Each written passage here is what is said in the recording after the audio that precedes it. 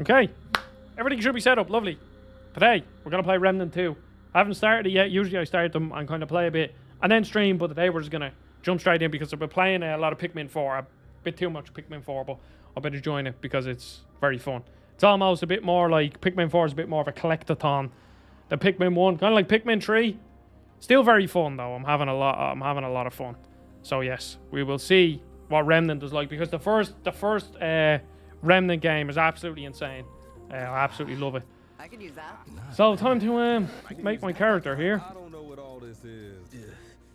I don't know what all this is, but I don't know what all this is. But I don't know what all this is. All right, we go with that. I want to find out. I don't think I like that voice though. Give me the skinniest face of. No, they're all big bruisers here. Okay, we go green eyes, even though I don't have green eyes. And then hair.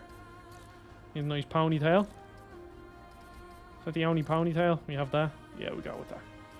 Nice cool beard, or we just go mustache. With brown hair. Ah, yes, that looks exactly like me. We go none of that. Scars. I always go with the scar over the... Yeah, there we go. There's always a scar over the eye. We don't want to go hardcore yet. Survivor.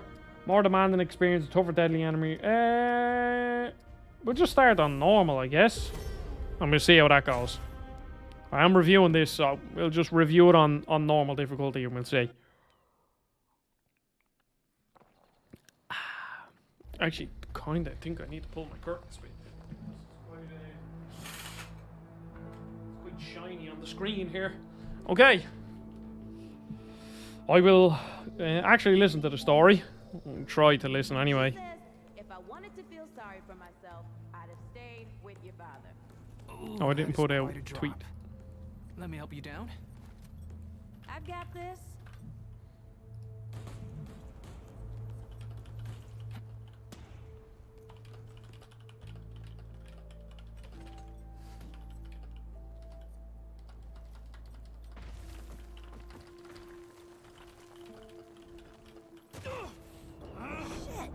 You okay?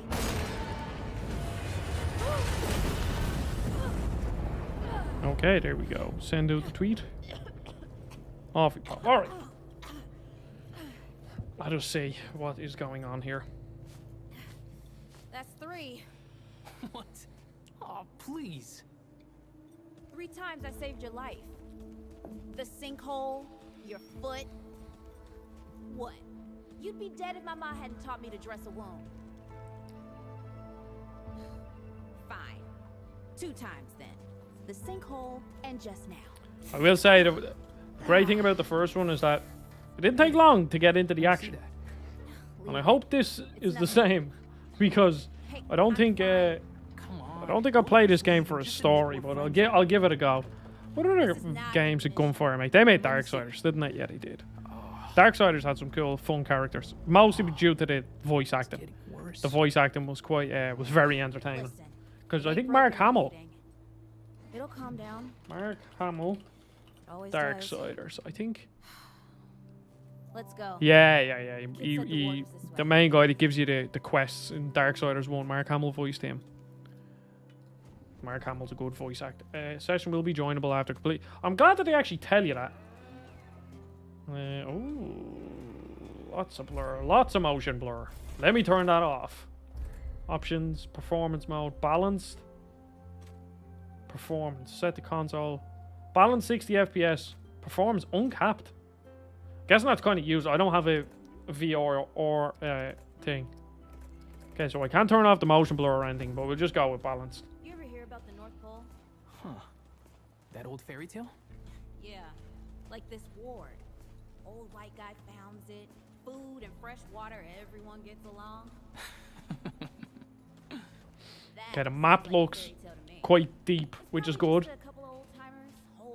I think the map on the first one was slightly confusing. I only played the first. I only streamed the first one there a couple of days ago, just to get back to grips with it. You think people actually live like this?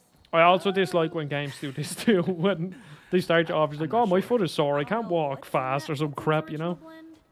But I never seen nobody that happy before. Not in real life. It's a bit more apocalyptic. The first one didn't really have many characters. I mean, all the characters, I can't remember any of the characters in the first game whatsoever. Yeah, we can move. I can aim. Okay, so I have a little pistol and a little rifle thing. Can I like open? Okay, I can open doors. That door is locked. Locked. Great. We can't turn back now. Ain't got nowhere to go. Uh-huh, up here. There's gotta be another way through. Okay, so you can actually kind of climb.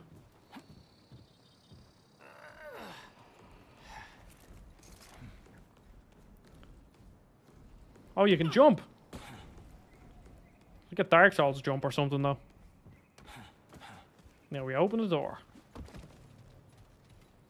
Guess it kind of makes more sense if there's another character there for co-op. It's about time. What took you? I literally opened that door in like 3 seconds. Did you say that? I took my time. Okay, there's still the melee. Can I change it? See, X to dodge is always a bit weird. Some games, it's weird that people haven't like fully got that yet. What happened Like to these fully, poor bastards? they've come up with a standard. Sometimes X is the dodge, sometimes... Some games actually square is the dodge now that I think about it. Such a deep narrative. Can't let it go to waste. Use it on that bum ankle of yours. Okay. Won't help me none. Hey, Oh, come so on. L1 and square, Get some cool. distance between us and these bodies.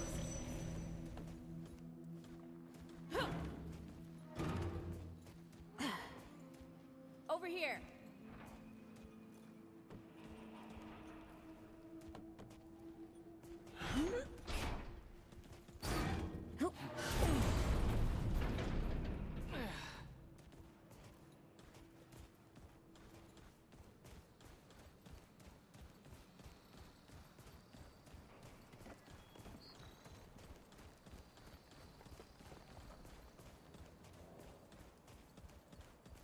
Ah, they fixed that in the first game. If you sprint out of combat, it still used up your stamina. Oh, this is bad. This is bad with a side of broccoli. A side of what? Oh no, Something no, no! I don't like that. Right? Deadwood! Shoot the damn thing! Nice shooting. Hey, that don't count, by the way. Bad with a side of broccoli. Lovely. That's very good writing there. Very, very good writing.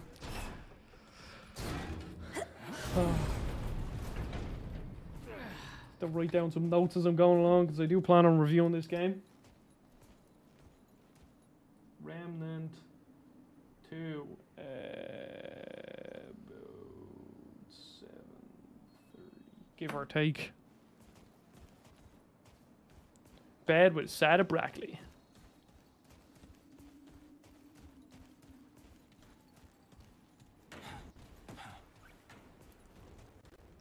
Oh, it's very dark. Can't see a thing. That means you also cannot see a thing. I'm starting to think looking for this ward wasn't such a good idea.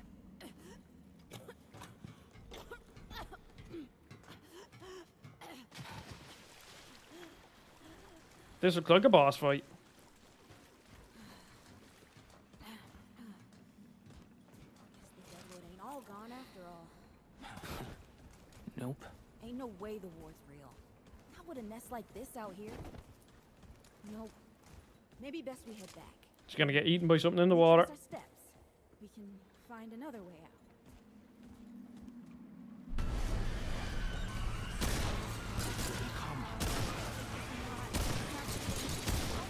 Not happening. Oh, the guns.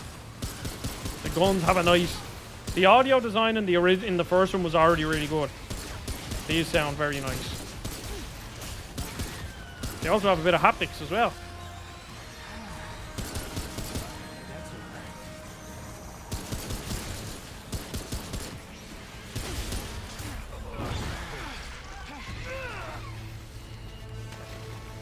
No!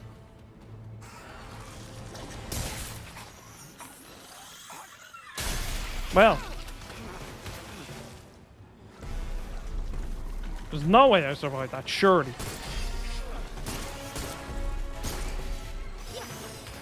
Like, surely the character's dead. It has to be. Today, assholes.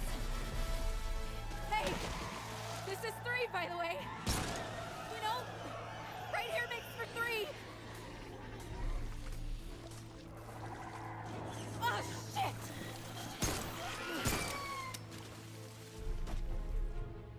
Pick up my gun. I've loads of ammo. I just picked up a load. Hey, I listen. just picked up a load of ammo. Just use it. Wordsworth. You were a good friend. You were a good Thank friend. you, thank you. Random character that I met about 10 minutes ago. What's gonna happen? Am I gonna like go superhuman or something?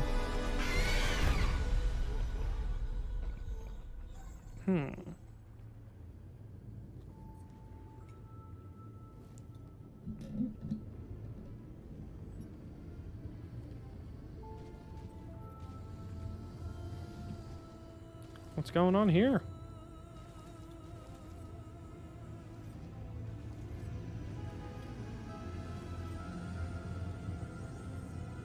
What is going on? It's okay. You're safe. Whoa, whoa, hold up. We're friends. We're here to help. Oh, I thought that was me for a second. I was like, why? Can't hold this forever, Bo.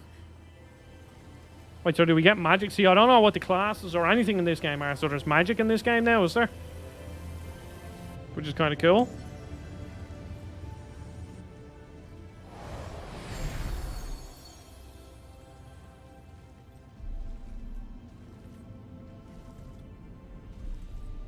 Thanks. Who? I like my character's mustache. It's nice. Questions later. We gotta get moving. On 3. 1,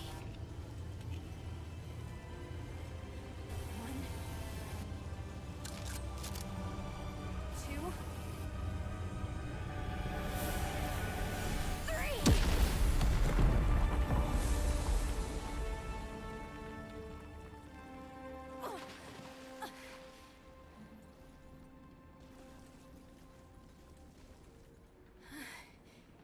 That's all I got. You're on your own now. Hey, we still got each other. Right. Follow us, you two. That won't be the last of them.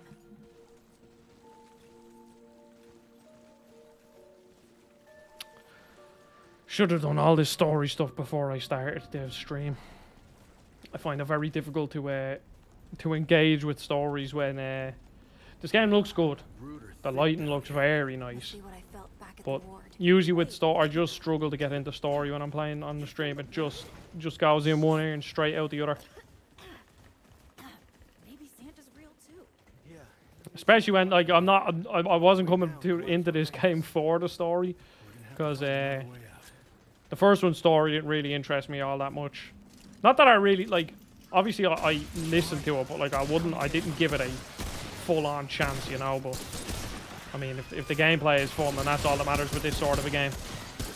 But especially now streaming it, it's like, is that friendly fire there? I think that might have been.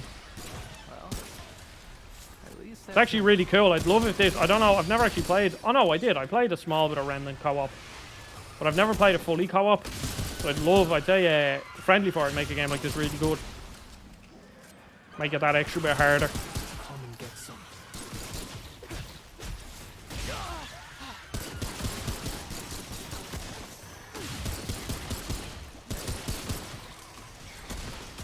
Am I actually getting XP for this, I wonder?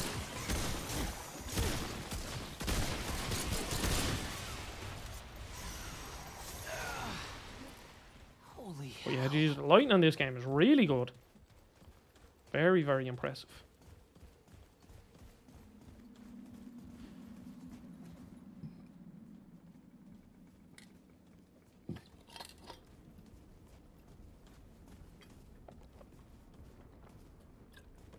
I just want to be able to go to my first mission. Is that too much to ask? I think it might be.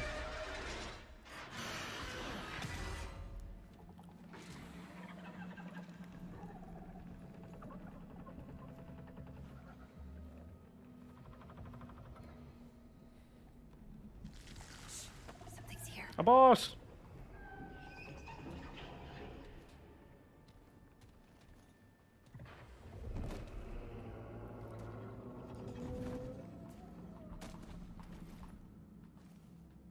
The dead would know they've lost. Ah, hello, Alex. Welcome to the stream. I'm trying to, Alex, I'm trying to focus on the story to give this story as good a chance as I can. So I'm quiet during the cutscenes. Now, I don't really think the story is going to really hook me in, but I'll give it a chance at the very least. But how are you, Alex? Any interest in this game or Pikmin? I guess I've been playing a lot of that. Played like 11 hours of Pikmin over the past 2 days. I think I actually need to lower this down on my end. Lower it down while running away.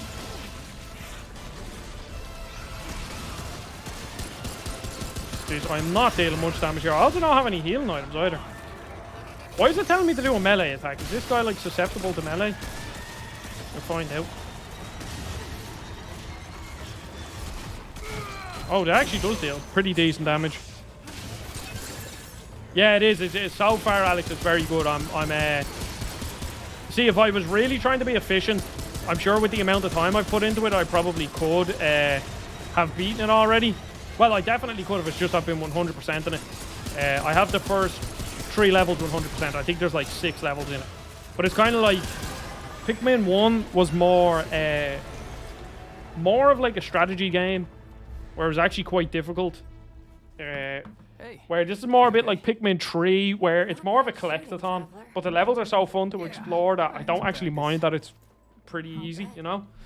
But don't worry. Even the parts that are supposed to be hard so far haven't even been remotely hard, but it's more, I'm more treating it like a collectathon, like a real-time strategy collectathon over a strategy game, if you get me. More or less. It also looks very nice. Whoa, whoa, let me get you some water. I'm fine. I don't think you are fine. Ooh, that looks like root rot. But I've never seen a case this bad. I'm fine. I don't know why everyone. We need to get her to the ward, and quick. The doctor there's our only chance. We'd better get Alex, did you see the Q Lite, the Sony, well, alleged leaks of what the actual thing looks like? And it literally looks like they chopped the DualSense in half and put like a cheap Android tablet in between it. It looks pretty rough. I don't know if it was like running off like a beta of the software, but like it even had the Android like... This is why I think it might be fake, because it even had on the side the Android like home, back, and then like the other button that shows all your apps that are open. It looked fake because I would like to think that if Sony designed it, they wouldn't have that big bar on the side on the menus. It just looked really stupid. I mean, I guess like a Switch is just a tablet in between 2 halves of a Joy-Con, so... But... If it is 200 quid, I think that's a good spot. Like, what's that Logitech? Logitech G Cloud, is that what it's called? Oh, the Logitech handheld is $359. Ayok apparently is actually really good. Oh dear. This is Wriggler. Call me Riggs. That has a 1080p screen. Sony Don't worry. Project Q. We'll take good care of her. Specs. Does that? I thought that only had a 7. Oh no, has it? Has a 1080p screen. Riggs is right. She'll be fine. Are you If it is true, I don't know. Like obviously, it looks like that's what it's going to look like, but that could have just been a fake mock-up. But if it is only 200 quid, if that is true, then I think that's a great price for it. I think that's a small enough that He's the ward's you could thinks that puts him in just charge of or cheap enough that you could just buy it as a companion if you do want to play games. And my experience with okay. streaming my PlayStation 5 to my Steam Deck, it's been perfect. Like I was playing God of War 2018 on my Steam Deck, streaming it from my PlayStation. Now, granted, I was only in the other room, like I was playing it in bed or on the couch, and my PlayStation's in another room. But will be fine. I mean, it's still pretty cool. this is Ward 13. You must have come a long way. I mean, the route's dwindling and all, but the road's still a dangerous place. What were you two doing out there? For the ward? Really? Huh. We've just, I ask around if you... I have 1 trait point. Okay, so is this done on the same system? It is. Mod power, skill cooldown. Ooh. Well, I have to see what my skills are first, but we shall see. You don't talk much about life before the ward. Is this the same place from the first game, but it's just upgraded, or... I do not know. Also, Alex, I'm in contact with my with the second. I won't tell you who it is, just in case it doesn't come to fruition. But I'm in contact with the second person for the interview series, and well, technically the third, because I already have another person lined up for somewhere down the line. It's just right now they're very busy. But I'm in contact with they're going to be the second person, but the third person that I've been in contact with, and hopefully it'll be soon. But it should be exciting. Because it's more somebody that would do stuff like me. But obviously they do a full time and their channel's big. Right on time. Sorry, So- I had to see that. Andrew Ford, good in the flesh. Huh, how about that? I'm sure See, this you've guy got a could lot be of from the questions, first game, and I've got- but I don't know. That's a longer story. You know how some things you drink can make you drunk?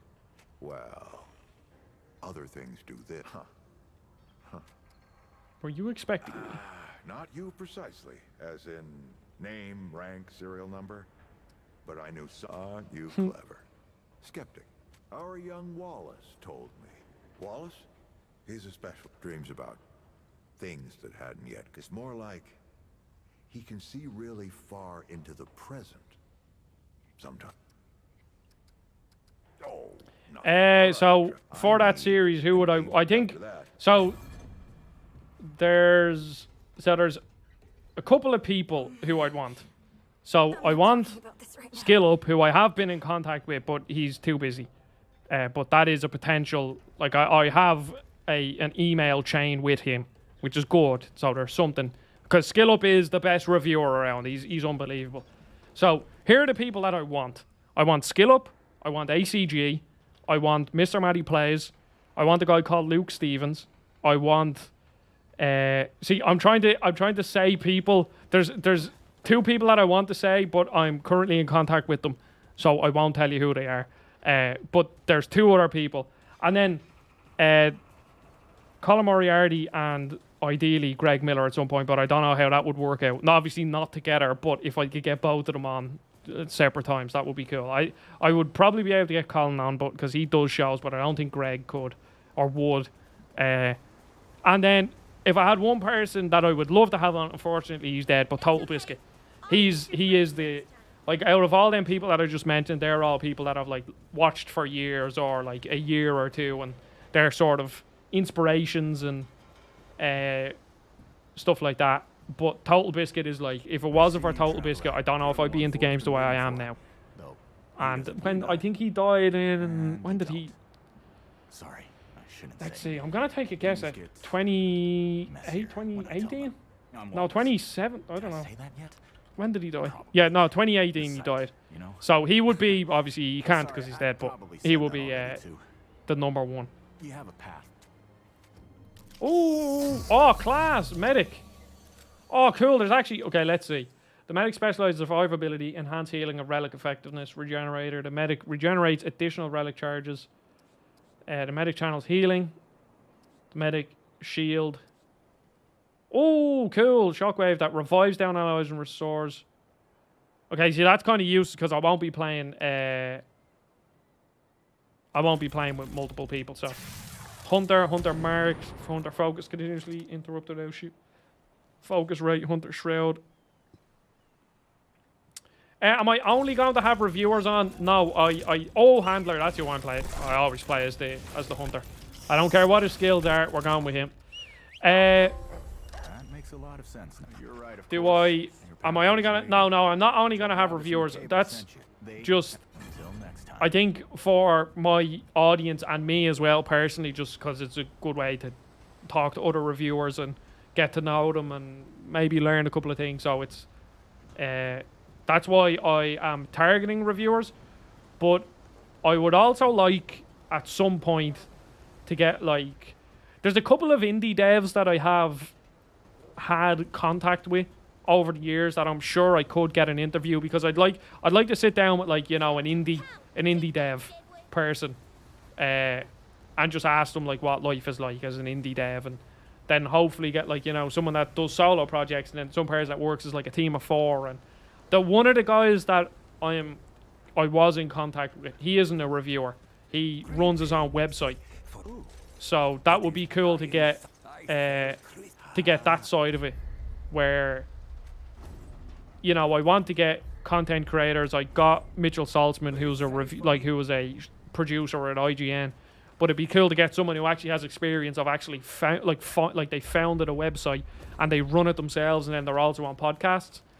And then I have a couple of PR people that I'm like friendly with, and I'd say that would also be pretty fun to have them on. Like, it's more just like, as I said, I've always been so curious about all that stuff that's going on, and so I'd just like to get as many people on as possible that play some part on PR, developer, like content creator, all of this stuff, and then just go from there. Okay, scrap shot, hot shot, imbue it with fire. Concussive shot, healing shot. I think we go with fire shot. I think fire shot might be good. There. That ought to help with what. So we're done. And that's why I think especially it'd be good to get developers on, I'll make you a deal. because and also just as a learning experience, like, I'm sure, and I like 100%, I'd like, there'd be absolutely no doubt in my mind that people that review games say stuff that is just completely blatantly wrong because they don't understand what it's like developing a game, you know? Whereas it'd be cool to sit down and, like, one question I already have if I do ever get a developer on is like, what is one thing that you wish, like, questions I would ask them, like, what's one misconception that people have about game development? You know, like, just little things, like, we'd be like, oh, why didn't they just add this feature, or why didn't they add this feature? And it'd be cool to sit down with a developer and ask them, like, is it really that simple to add, I don't know, even something as small as, I don't know, why didn't they just add this extra part to the menu, or add a radial wheel or something? And then I could actually just ask them, like, is that hard to do, or are we just completely off, or what?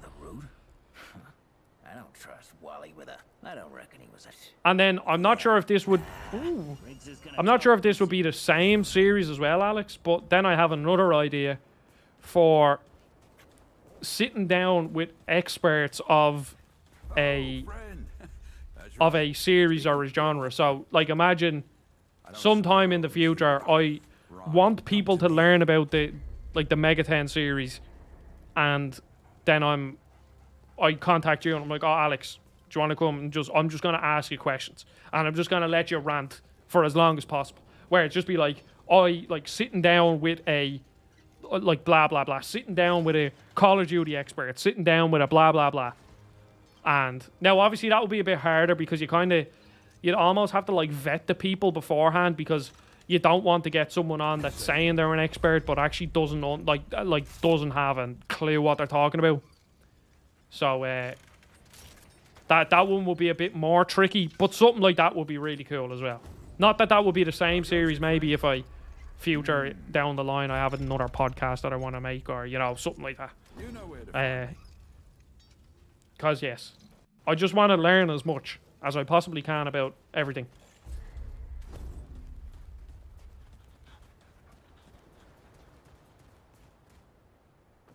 Yeah, like sitting down with Jeff. Like, I talked to an Eastern European game expert, and, like, you just get into the most, especially with someone like Jeff, you just get into the most random shit going. look ready to face anything. And that's when it's interesting. Like, all them games, like, every single time Jeff puts something into the Discord, oh yeah, I played this game, I have to Google the game because I've never heard of it. But when I look at it, I was like, geez, that's very interesting, that's cool. I'm glad I learned about that game or that series or blah, blah, blah, you know? So that would be a class idea. It's just, the problem with them series, so I sit here on this side, like, saying I'm interested in that, but it's how many other people are also interested in that. Because how many people would sit down and they'd they like fighting games, so they'd listen to a Street Fighter expert or something. But then if I get a real-time strategy expert on, they're like, I don't really care, you know? So I don't know how realistic of a series that is, but it's just an idea that I would like to do. Not before nor since. Yet, for all our manpower, we didn't know what the stones really were. Until it was too late. The stones? The World Stones. Giant red crystals that let us see into other worlds. Because I listened to Last Stand Media, and they've loads of different people on their shows, on their Xbox and their PlayStation podcast, and I just love listening to the stuff that they do. They do, like, you know, sitting down with a racing expert, and he just talks about Gran Turismo 7 and like how it is. Like, you know, he'd be like, he'll talk about the state of Gran Turismo and what the general, like, the audience is and how the racing community, like, has received it. And then he'll have someone on talk about Street Fighter, like the Street Fighter franchise and where that stands nowadays, and Mortal Kombat, and then, like, just random stuff like that. And they're the most interesting conversations going because it's just something I don't know anything about. Like, yeah, I like Gran Turismo 7, but, like, I'm completely in a vacuum of, I like Gran Turismo 7, but what do proper car racing game enthusiasts think about Gran Turismo 7? Like, I see flashy cars with cool graphics and the driving feels good, and I'm like, yeah, I'm having a great time. But, you know, there's people that know all the intricacies or like get an Overwatch get a professional on of Overwatch or blah blah blah. And yeah, timing is, like, you can see that's what I'm already trying to do with the timing. Like, I'm trying to review Pikmin before Pikmin 4 comes out. I was going to do a video on Remnant 1 before Remnant 2 came out. Like, I think that is probably the best way to go about doing it. Call it a dragon heart. Don't ask why. I'm just looking at the stream there. I might need to turn the brightness up of the game just so it actually is visible. Oh, well, that's a bit too bright. But then also you'd have people, like, that would be afraid. Like, I don't know how you'd feel, Alex. Like if in, say, like, a year or two, you've played loads of Mega 10 games, and then I bring you on, like, would you feel comfortable calling yourself? Maybe I wouldn't use the term expert, but I might use fan. That's probably a better way. Just to save the other person, because I wouldn't want to put someone in that position.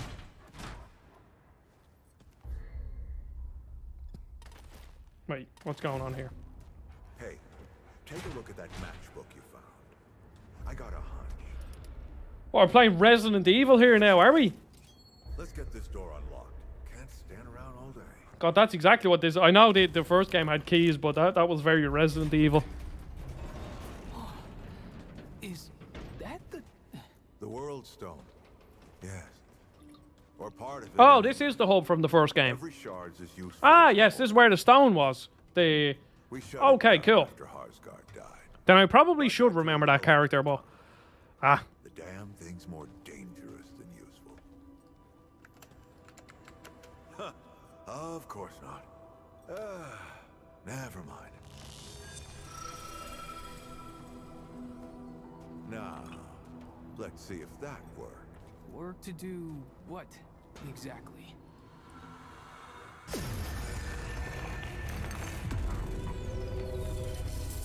Yeah. Yeah, so even still though, Alex, I think, yeah, maybe using the word fan is probably best. Because, like, obviously no one's gonna know everything about it. And it would more just to, like, sit down and just talk to someone to gush about a series that they love, basically. It's like when I did that Ratchet & Clank video with Jake.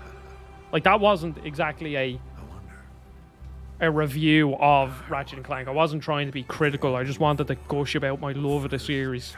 Because at the end of the day, even though I review games, and yes, I have to be critical sometimes, like, I just love games and I love talking about games that I love, you know? Go back. And I think it would be cool just to have them conversations with other people that just love the game. And bury it in a tomb of concrete. More dangerous than you. My mustache is nice with my cap. Remember that. Ford. Ford. Ford! Oh, man. Bo is gonna be pissed.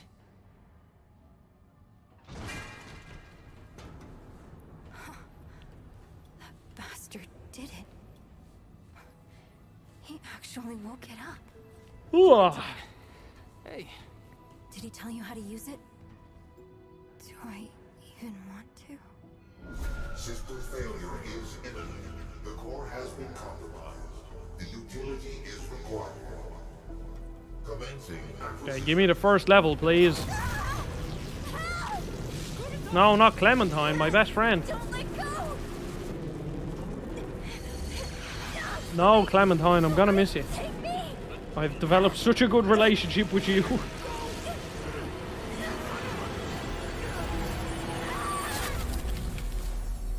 Clementine! Shit! Shit! Shit! Shit! Oh, no, don't do it. Don't you do it. Oh, this is so stupid.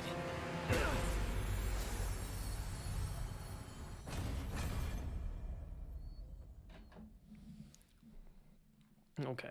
What's the first level, guys? Session is now joinable. Okay. Okay, I'm getting loads of, like, armor sets. That is going to make the game a lot easier. I don't think I want to do that, though. Maybe I should have played the game on a harder difficulty and used the armor. Because since you have to pre-order this, this game's actually out on Tuesday or something. But it's €50, but if you pay €70 and get, like, the Ultimate Edition, you get it 3 days early. And that's where they get me by the balls. I hate Ultimate Editions. I never buy them. I always buy the normal versions. But if you give me early access to the game, especially with the channel, I'm going to do it.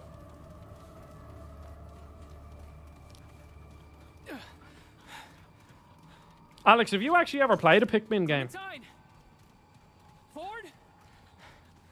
Shit. Because it's a very unique series. This is all insane. Both the crystal and Ford. Ah, shit. I did not mean to heal. Clementine. Wait, are these the areas from that I was in on the last stream where I was fighting that boss? Because that's what it looks like. These look way, way, way better and significantly, like, a massive difference.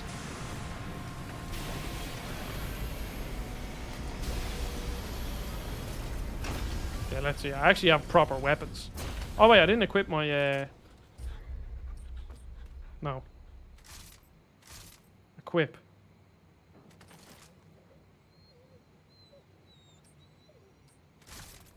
Okay.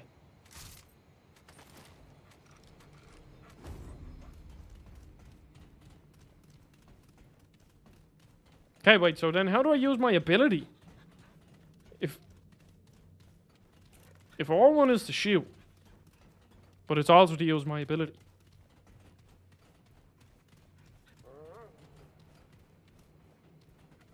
What is this? Our century. Is this that king that I killed? Years of reflection have laid. Tell me, my world, and yet you commune with me. No. You and I share this much. No. On the surface of this world lie several chambers that were shielded. These chambers, find them, you must bring me the soul sparks. Indeed. I think that is that king guy that we killed on the last stream. Up the lift we go.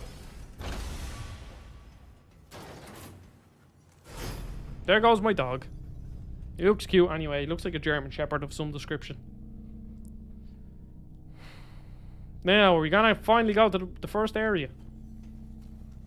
If this is the sand area, then yes, I am in the area that I was thinking about. Jeez, 40 minutes in? Yep.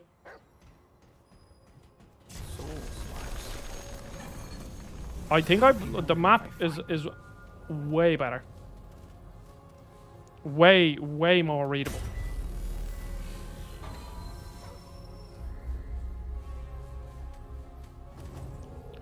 Okay, now let's kill some enemies.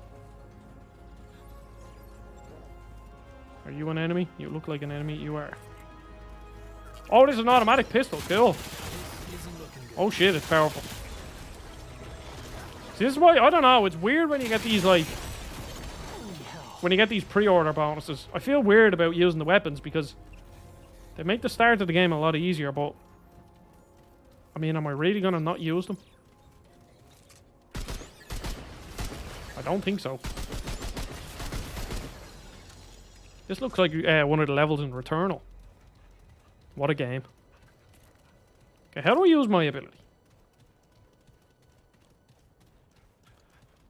Oh, I don't like that. So it's tap L1 to heal or hold L1 to bring up your hotbar.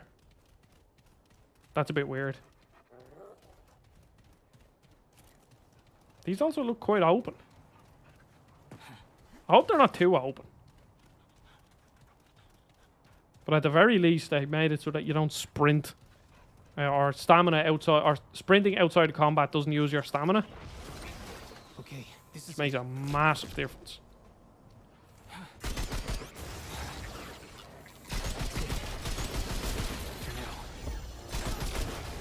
God, that pistol is good. I like it. Okay, what does this do? Can he even hit him? No. So my dog is kind of useless against flying enemies. I guess it makes sense, but... What are you? Oh, okay, cool. Okay, so far this is very similar to the first game. Here we go. Not that that's a bad thing. It's been quite some time since we've had a Remnant game. Jesus, this place is big. I don't know how I feel about that. That's it. For now. Can I go into any of these buildings, or... No, I don't think so.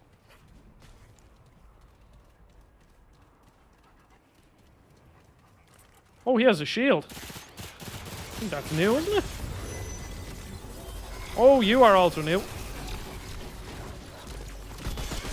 Oh, shit. Okay. Oh, alright. Well, oh, my dog can heal me. What a legend.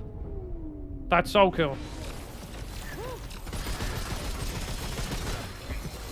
Okay, I was going to say, I don't know. I was going to say, oh, geez, these enemies are very easy. And then this happens. Okay, can you actually do anything, please, dog? Well, apart from reviving me. I appreciate that. Quite a bit. Yeah, I don't like that heal. Heal and bring up a hotbar is on the same thing. Heal should only ever be its own button. Should never be ever mistaken for anything else.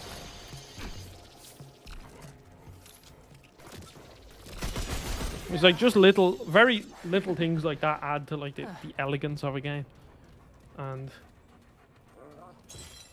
it's like obviously the developers had worked through different ways and they think that's the best way to do it, but sometimes it's not always right. Like usually there's a lot of times when you start up a game and you see the controls are really wonky and then you change them back to what you would want them to be, but then you realize, oh, this I can't really think of any examples off the top of my head. Actually, Final Fantasy 15 was a bit like that, where I was like, oh, these controls don't really make sense. But then I changed them back or to the controls that I thought made sense, and then they just didn't. So the developers were right, but there's times when they do certain things and it doesn't turn out right with the weird options and stuff. A new relic fragment. I don't even know what is that. Let me see. Inventory. Inventory. Relic. Okay, well, there's nothing here. There's nothing in this part. Trace. Character.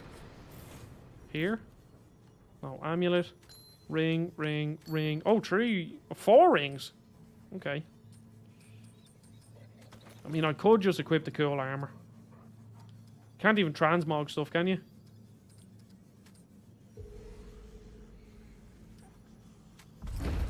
Oh, look at that. Single press, double press. Oh, cool.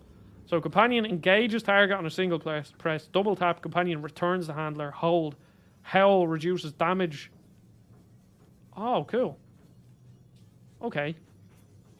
So then maybe I should have went with the medic. I wonder, can you change it? I do have traits. Let's see, what's this? Expertise, skill cooldown, spirit, mod generation, max stamina, max health. I think stamina. We'll go one in each. Yeah, we'll just go there. Go down here, see what's happening.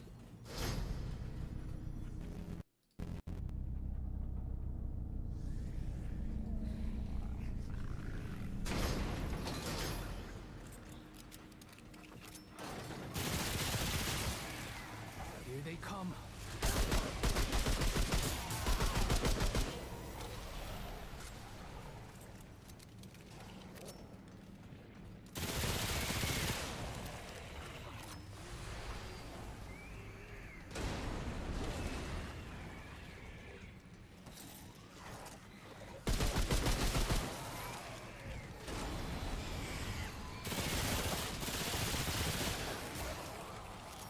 Okay, let's see. Okay, well, there's the hell. Okay. Doesn't have that good a range, though. So are these just like... Are these just the dungeons that in the first game you would have had to load into, but now you don't? They're like seamless? I mean, that is a pretty big leap. That's something, again, just small, tiny things. If this is true, if this is what the dungeons are, you don't have to load into them.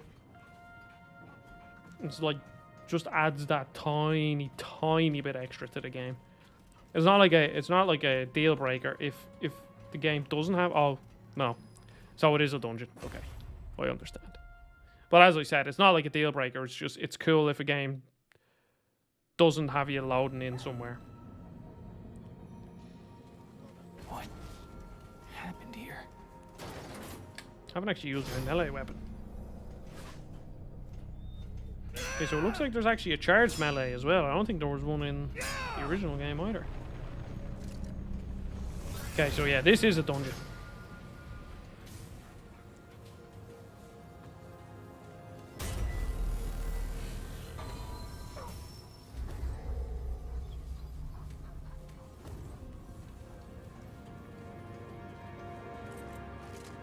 This honestly seems, since the map is a bit bigger, it seems kind of like it... Not that it took inspiration from Diablo 4, because Diablo 4 is only out, but like, seems to be they were both developing the same ideas at the same time. Which is actually pretty interesting that that happens. Where like two games that didn't know anything about each other end up with the same ideas because it's just like a natural progression of ideas.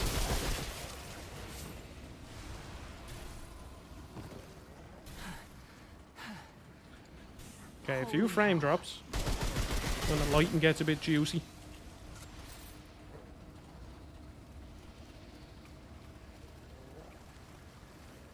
Okay, another trait point.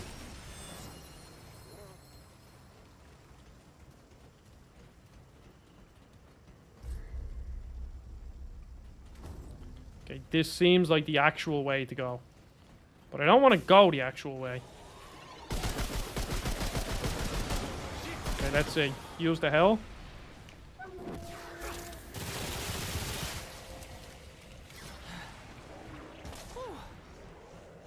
That's over.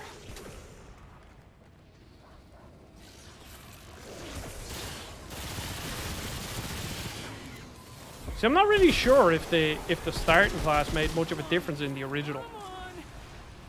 I forget. It's been a while since I've like went deep and like actually beat the game. But I don't remember your starting class meaning too much, you know? Where it seems like, well, definitely your starting class makes a big difference here. This is almost a bit kind of, oh shit, look at this guy. This is like a bit more like Borderlands where, like it makes like honestly actually a massive difference. Set this fecker on fire. Deal a lot of damage to him. And off we pop.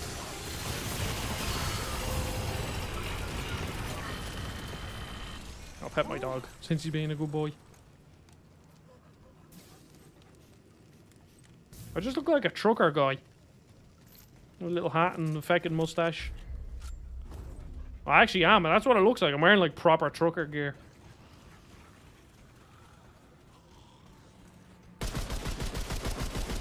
Alright.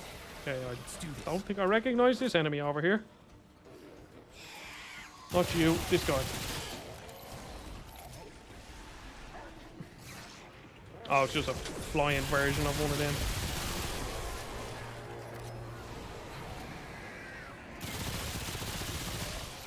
Okay, ammo seems scarce enough, actually.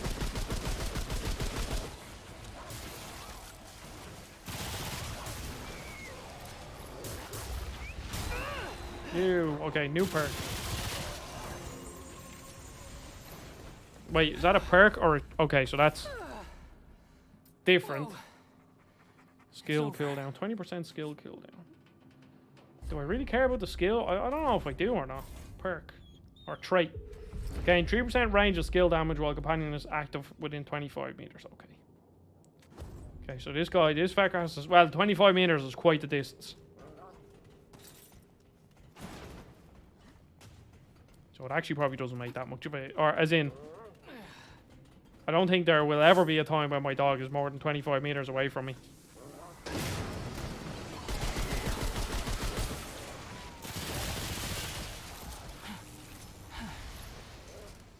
I kind of wonder...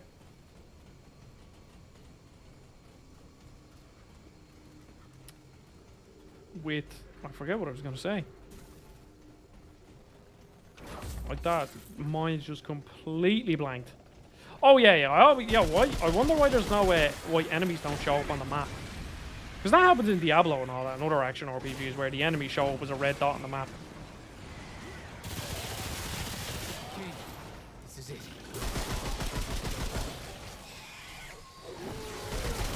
Yeah, this weapon is powerful. Very powerful. That's looping me back. But I kind of want to go back, because this seems like the way to go, but I want to fully explore. Usually, if it's anything like Remnant 1, you'll get a lot of iron and shit to upgrade your weapons that make a big, big difference. And that's when this sort of game starts to get very addictive.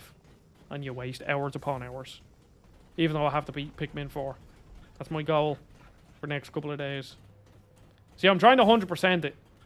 So, it's going to take more time than if I didn't. If I really wanted to beat it, I could. Probably just get it done quite... Like, I'd imagine I actually think I'm nearly at, like, the Sparklium. That's, like, the stuff in Pikmin 4 that you need. I think I've unlocked... No, I think I've unlocked, like, the 5th level. So I need X amount more to unlock the 6th. I think there's 6 levels. I don't know. Something like that.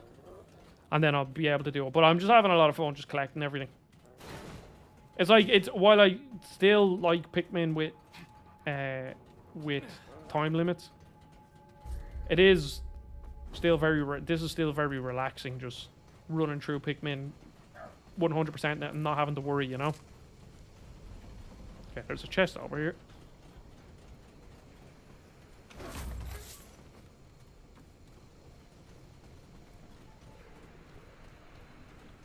This is another tome of knowledge. Okay, this is it. Okay, the old regeneration on the mods takes quite some time.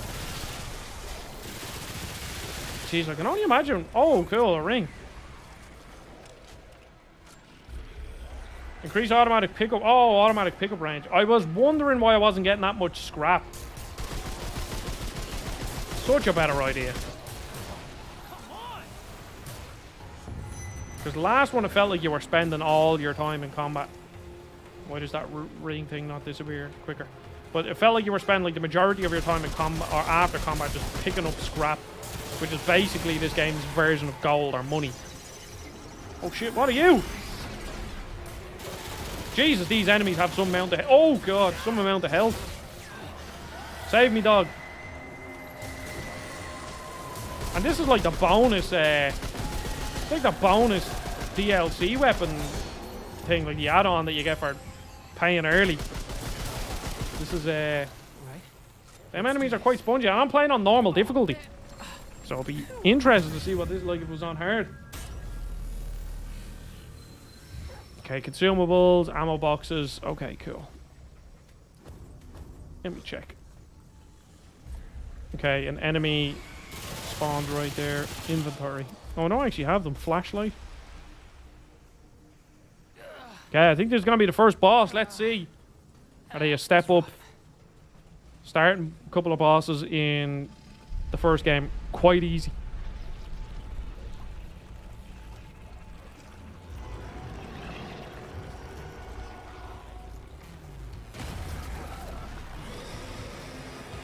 Okay, this guy's like a pinwheel, but he's a big... I don't even know where, like, where's his crit spot?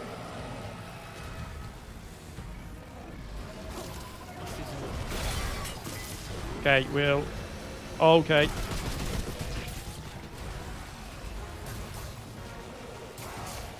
I don't even know where to hit him. Can I damage him with them? I can. Okay, that's good. Good to know. Oh! Ah, there we go. See where to shoot him at least. Blow that up. There, oh, yeah, there. Oh, yes.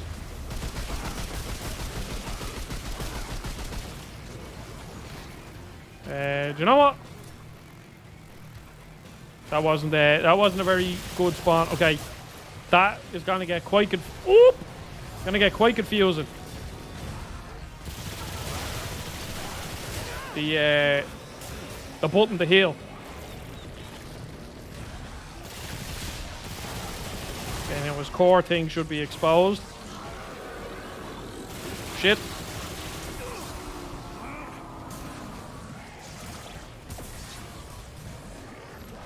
Okay, we'll loop back around here. Where is he? Where'd he fuck off then? Sick on boy. I just blew myself up. Quick, press that button. What are you doing? I don't like what you're doing.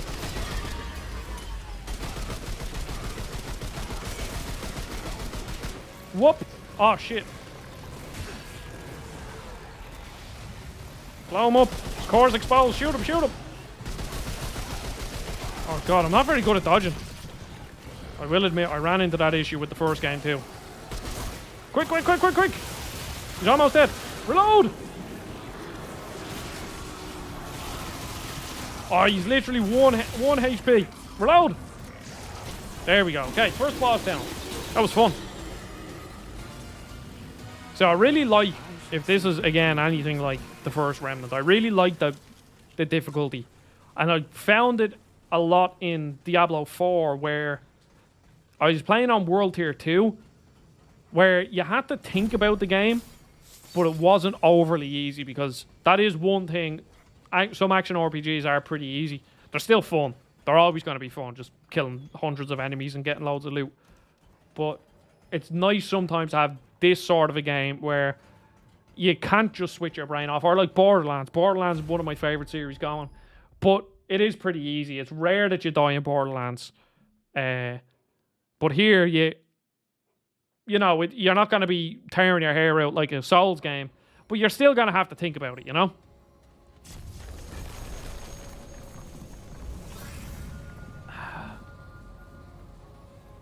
Okay, so there's more levels to these now? You don't just fight a boss, or am I at a different spot now? Oh no, this is back out into the overworld. Okay. Oh, so then this pops me like... Oh, cool. Does this pop me somewhere else? Like, I'm on a completely different part of the map here. Oh shit. I like that. Now I'm just like somewhere completely different. Only issue is, this seems like it's big enough that you could potentially need a mount for this.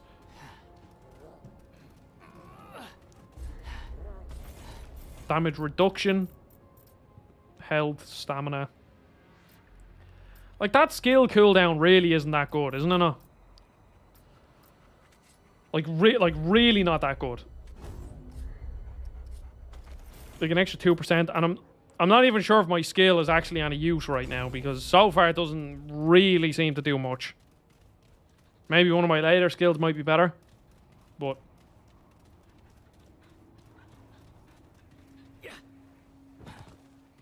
wonder what that...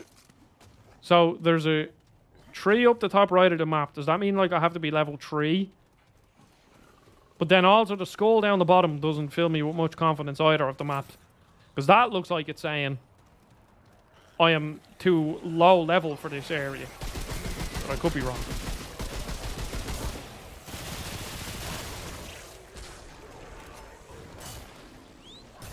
Okay, get rid of the flying feckers first.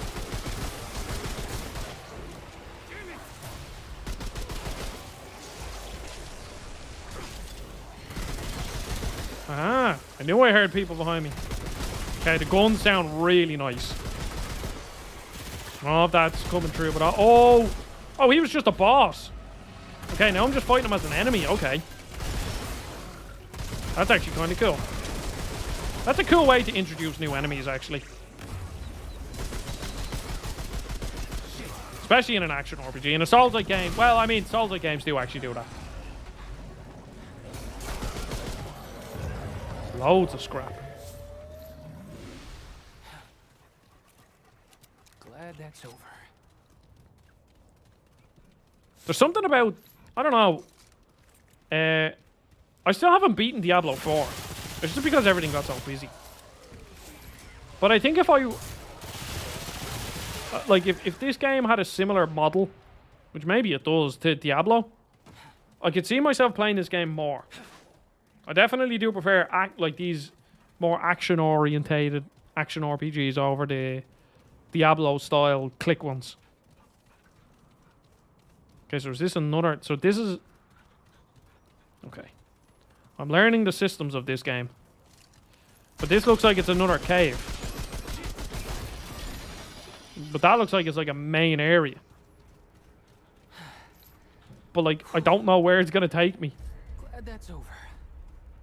Because I don't know where I am. And I don't know how to get back to where I was. So don't, like... Do I have quests? Traits, inventory, map. I've got to find Clementine. She was... Okay. So... I just have to run around and just... Figure something out.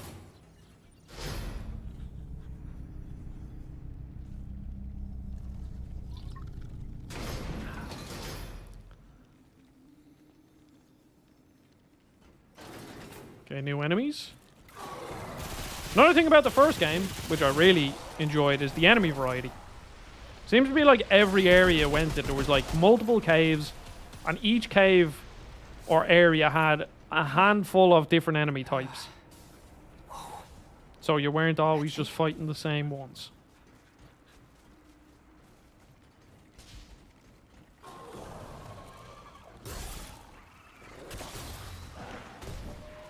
This pistol absolutely shreds through enemies.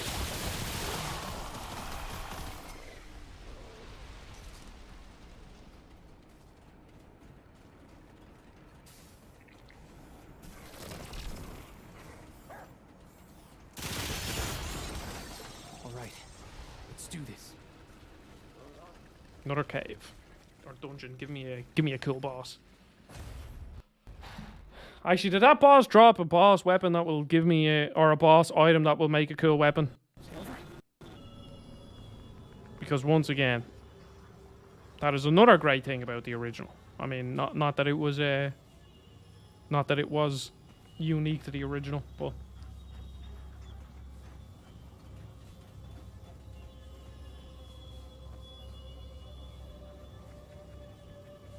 okay. Make sure everything's running all good. It is. Cool. Now, another dungeon.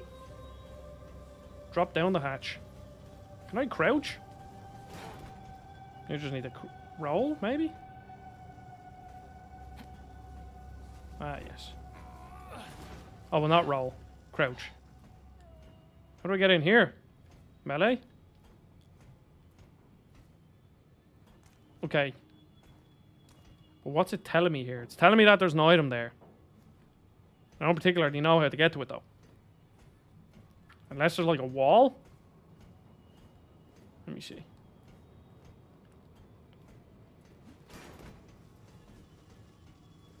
Is there a wall that I could break here, maybe? Oh, it's a door.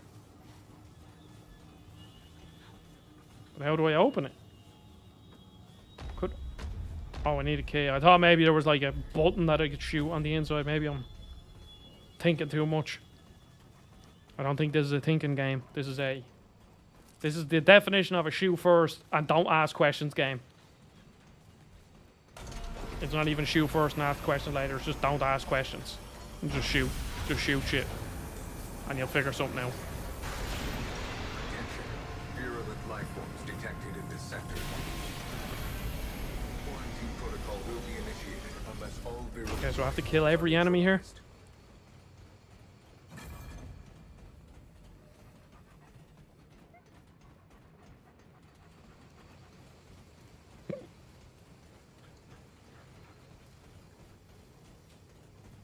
Let us see what enemies we have.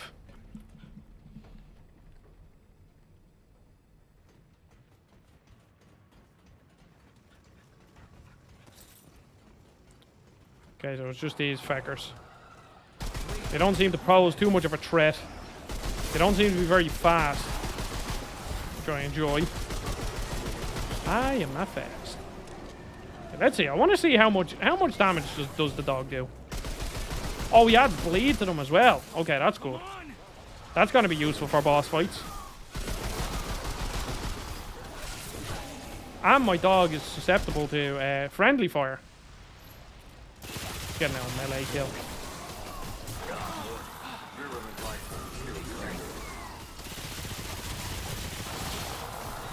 So you know what? We'll use the oh, look at this fecker. These dogs are kind of I don't like the look of these lads. They kind of remind me of those real creepy things from Subnautica. The weird, what are they called? The teleporter guys that can teleport you out of your sea moth in the middle of the fucking sea. The most horrifying things in that. Well, I actually don't know what the most horrifying thing in that game was, but it's definitely up there. I mean, everything in that game is just horrifying, full stop. So, you know, not particularly. It's a pretty tough competition to know what's the most horrifying part of that game.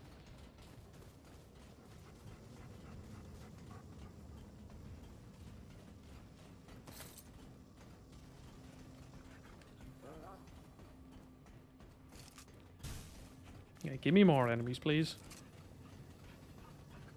This cave has been quite boring.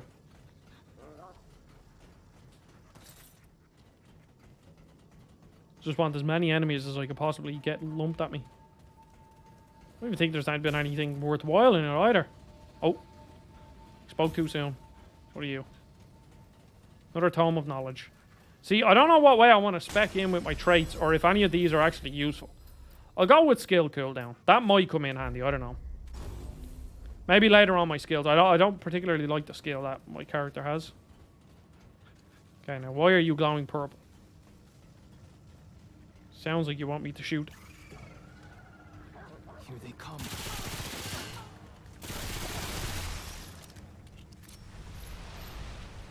Okay, I can hear a lot of movement. Yep. Oh, they're coming from the floor. All right. Sounds cool. Oh, level 2. Okay, now what does that actually give me? It gives me a trait point.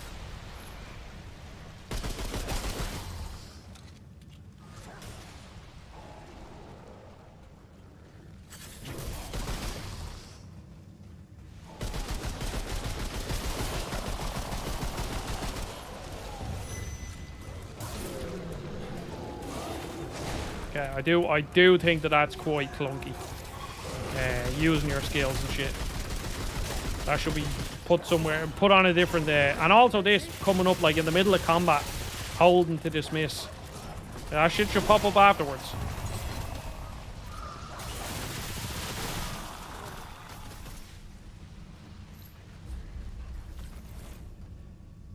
Gain. Oh yes, that's so handy. Plus increased movement speed. See, the problem is with them sorts of skills is like they're so important, but they're kind of stupid skills, you know. They don't actually...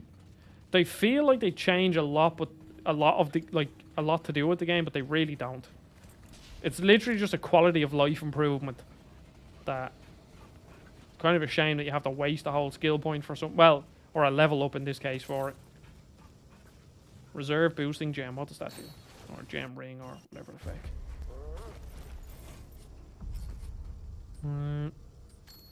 Increase health regeneration by 0.333 per 1 second after going below 50%. Okay, cool.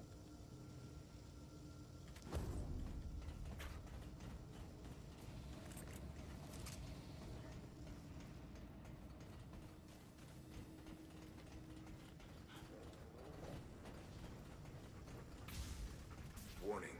1 minute until Oh, wait. There's a time limit on this dungeon. It's like fucking Pikmin all over again. Okay, now I'm messing about. Alright, come and get some. Just have to go for it. Just fucking sprint around like a madman. Hope that I can kill everyone in time. I don't know if that was just like a voice line or if it actually means anything. But do I want to find out? No. That sounds like some big crazy boss guy is gonna spawn and come in and try to kill me.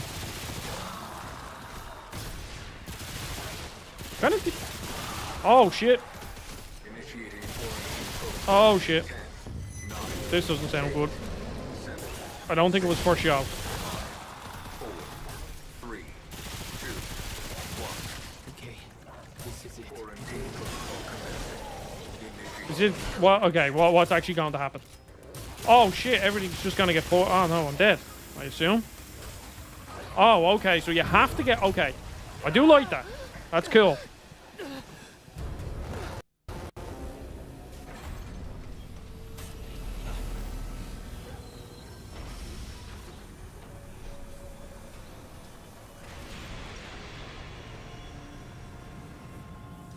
Okay, well I have to run through this faster.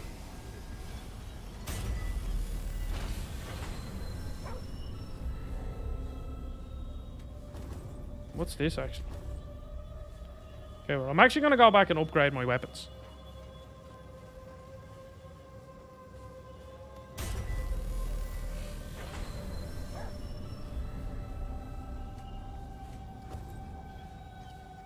Okay, return to Ward 13, let's see.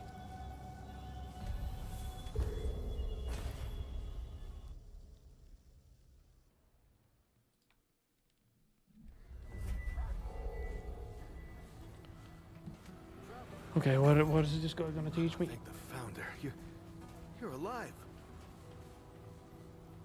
What happened? Yeah, I'll bet if the World Stone's involved. Maybe start at the beginning. I knew the founder was up to look. I'm sorry. Wait, what? Clement? Right. We gotta find her. No. All right. Oh, what the hell? No. Thanks, Trap. I thought she was just taking a dig. Hey, look. Okay. Oh, it's good that they actually show you. Okay, craft weapon mod. These the same people? Same characters? Because there was a female who does this. And then a man that did it. What's that? Alright then. Fires a drill projectile. Oh, cool. Well, what can I do to upgrade? Let's see. Okay, so it's just iron.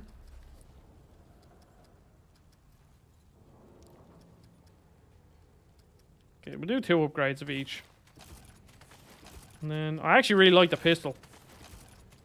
So we'll just keep going. So then, do I need... What is it? Okay, so scrap was actually the thing that's... So money is the thing that was stopping me from upgrading to my maximum.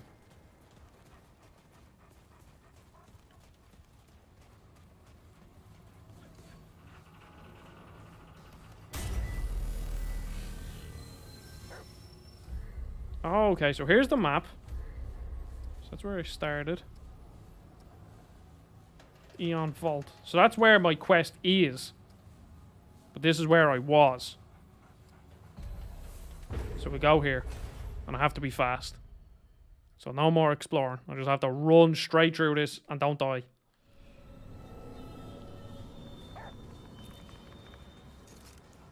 Just keep swimming, as Dory said. Oh, and the good. Oh, no. Wait, so I have to go through to the second level again. Attention. Virulent life forms detected in this sector. Quarantine protocol will be initiated unless all virulent life forms are neutralized. Oh, so maybe I have to kill every enemy or... kill every enemy or get to the end, maybe? I don't know. Or kill every enemy in time? Let's see. And whatever, it doesn't really change my strategy. Just run around fast and kill everything. Yeah, so that's where I finished off last time. I wasn't quick enough. God, this pistol is good.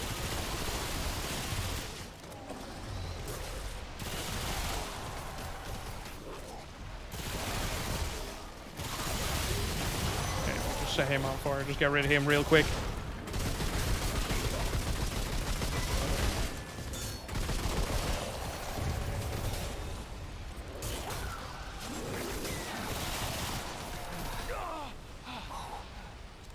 That's it? Okay, thank you. Warning. Virulent life forms still detected. Come on, hurry up, hurry up. You have to run fast. Gotta go fast. As the blue blur would say. Okay, nothing in here. I think I just went our way. I think I should have just went the other way. This probably just take me a big long way. Oh no. This is where a lot of the enemies were. Okay, cool. Run through real quick. Just keep going.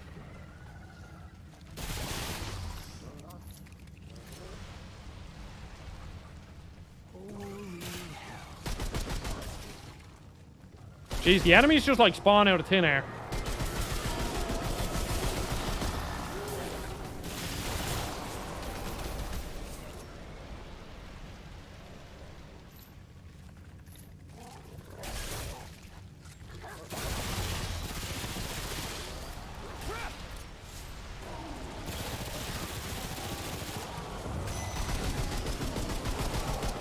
Okay, this guy. Keep getting them in the spot, Need to reload. Okay, he's kind of glitched out.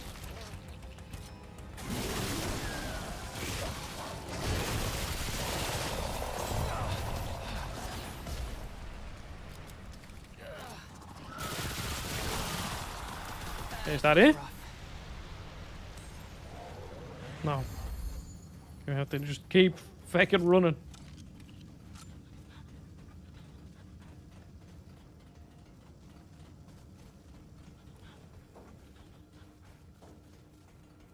Oh no, it's this last room in here where I fought them. Probably could have done that room a good bit quicker back there though.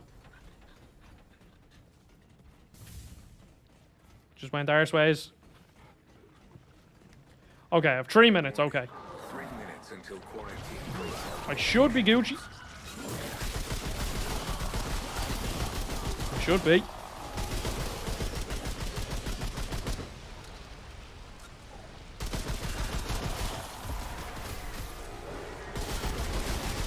One of the big feckers is probably going to spawn now. Maybe?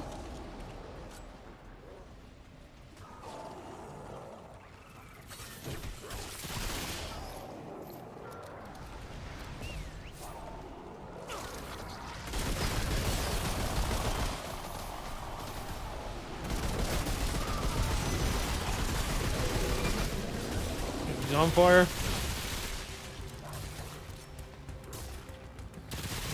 Okay. Is that it? Oh, one last enemy. Yo! Quest complete.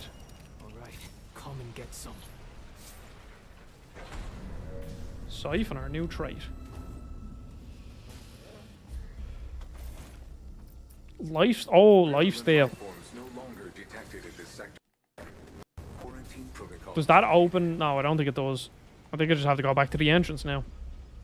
Thought I might have like opened a new part or something.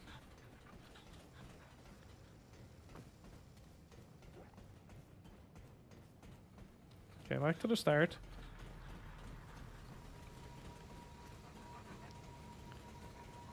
Yeah, again, and the more I think about it, it's like parts of Diablo 4 were taken from the original Remnant.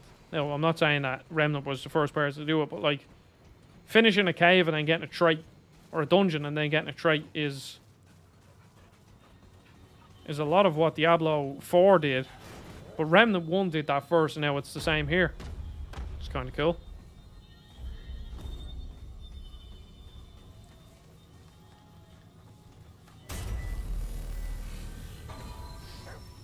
Okay, does this bring me out to the world, or do I have to...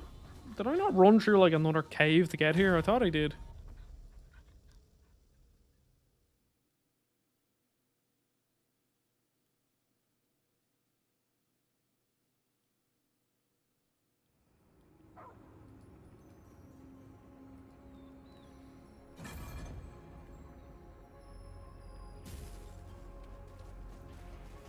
Yeah, I knew I went through another cave to get here. Oh no, this was only a little entrance thing. What the fuck's that? Oh.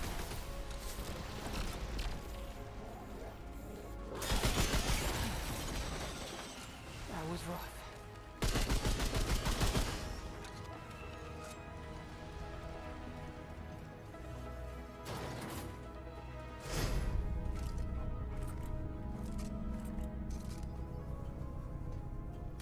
There's another cave done.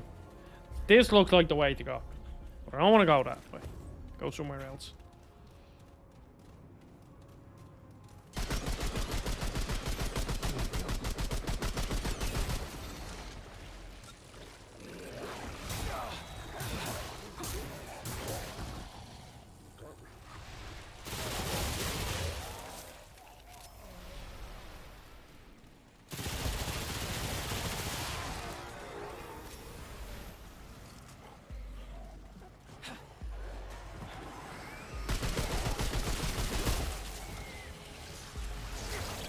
Oh, these guys are new. New part, teamwork. Makes the dream work.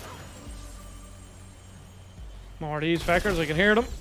Oh, they're actually not new. They're from the first game, I think. They just look a bit different. They've done a lot to like the design of everything, basically. Made it look a bit fancier, I guess. Character. Okay, what's that? Handler and companion gain. Okay, revive speed. I mean, it's kind of useful, but not like overly useful.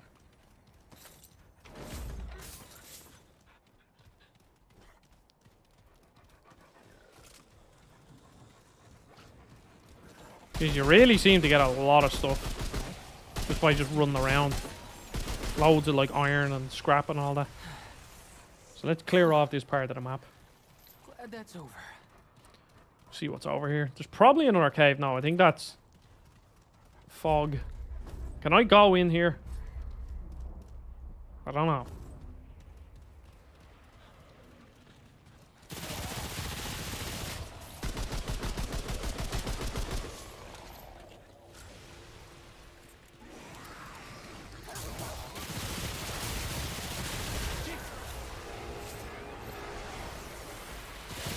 God, this assault rifle. Oh, both of my weapons absolutely rip through people.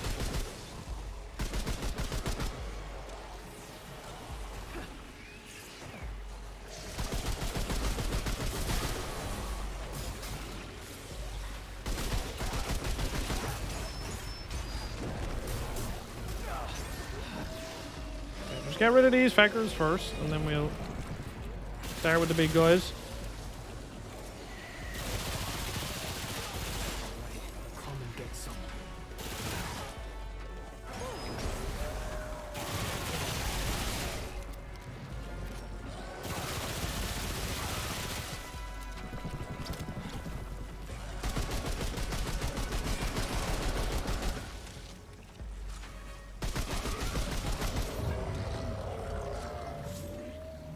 Okay, well, I can't go that way. Get out.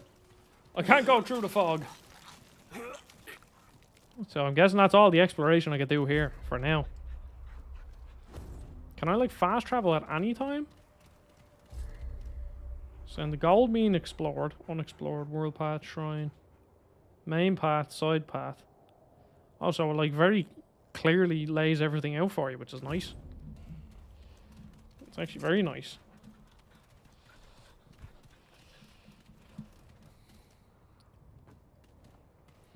I can't go there because I'm gonna get fucking killed by the evil fog. Let's go over to that funky looking door thing.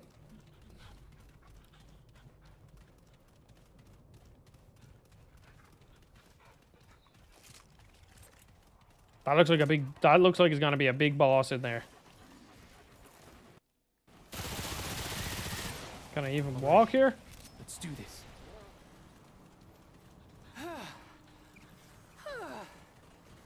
Whoa. It's over. Okay, it's not a boss, it's just another dungeon. Well, there's gonna be a boss at the end of it, but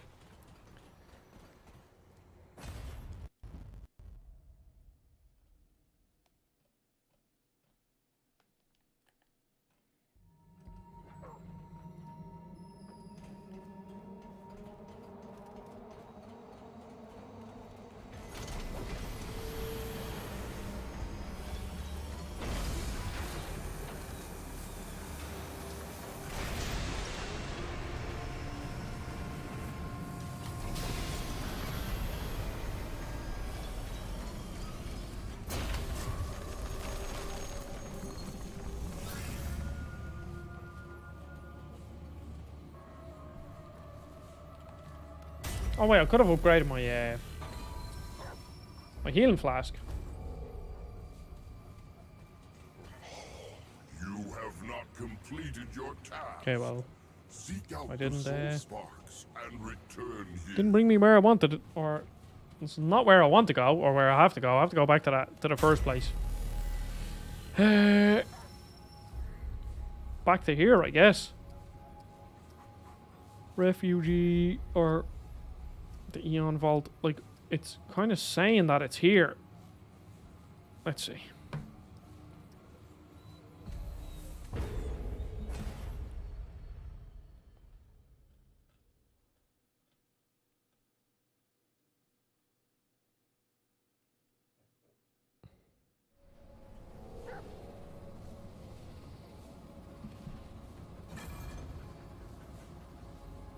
Okay, so this is where I need to be. Okay, cool.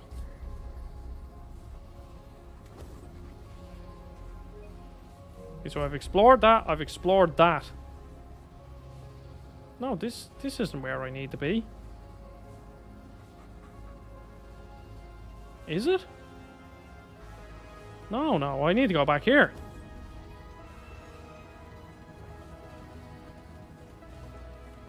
Okay, this is... it's honestly a bit confusing. I'm gonna go back to where that weird guy was. To this place, if this is the place I'm thinking of. And then maybe that'll bring me back to the first desert I was in. So, Jake, do I know if it's worth picking up? It's going well. There's more classes. The classes seem to actually make a difference. So, look. You have... I picked the handler, which is basically the hunter. He has a wolf. And then eventually I'll unlock more skills. But I have skills. I have traits. Traits similar to the first game. Cool inventory system. What it seems to be is that it has a lot more... No, I'm a bit confused on where I am, though. I'm trying to figure out where I am. The world is a lot... The maps are bigger. It seems more kind of like the way Diablo is, where you have sort of like a big area to explore, and then there's dungeons off at the side. It's not as linear as the first game.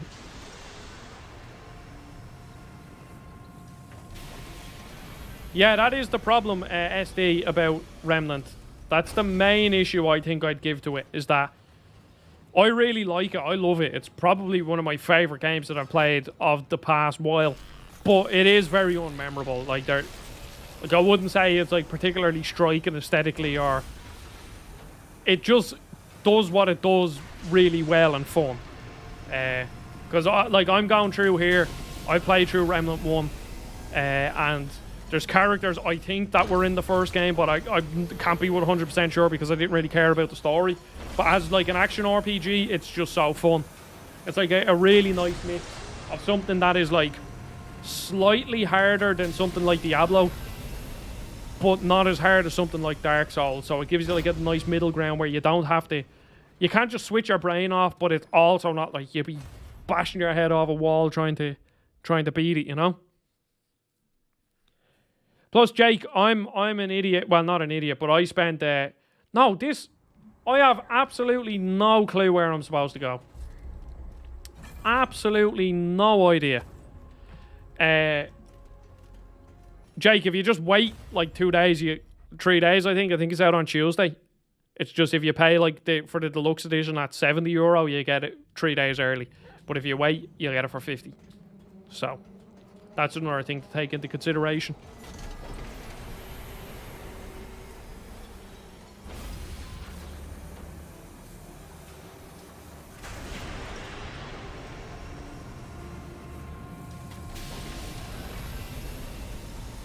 But I am a bit confused on... I think I took the wrong path at the start. And now I'm struggling to get back to where I was. The Putrid Domain, the Abyssal Rift. That's where I started. No, so I did go the right way. Voice within search for the... Then what is this telling me to do? It's telling me to go here. I am very confused.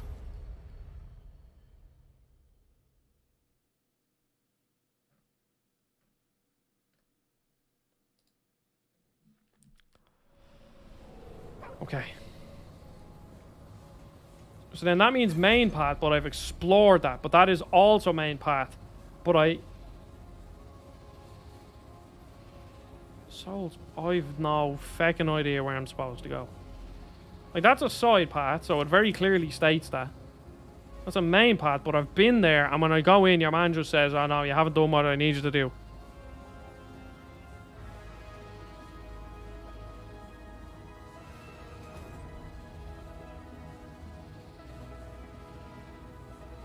Yeah, like if it doesn't take the world by storm, it's like this is a game that, like, the first Remnant is one of them games that is on, like, you know, great co-op games to play with your friends that kind of fly under the radar, but over the years, and this does seem to be true with Remnant, it's like it just sells. It's like there's a couple of games that you hear about that just they just sell, you know, 10, you know, it seems like they'll sell like 5,000 copies every couple of months, and then all of a sudden, like, it just snowballs, and then, you know, they've sold like a couple of 100,000 or even 1 million copies, and that's like really good for a game like this. My dog is named Dog. To be honest, I very well could have had a prompt to change their name, and I just didn't realize. That's quite a possibility. So I don't know if that did happen or if it didn't happen. Let me actually see. I didn't even cop that. Can I change it? Let's see. Well, at least that's over. I don't know. Maybe his name is just Dog. His name is Dog, and his name will forever be Dog. I don't even think... If I could change it, I don't think I would, because... I mean, that's pretty funny. They really pulled out all the stops. Oh, the audio's delayed, is it?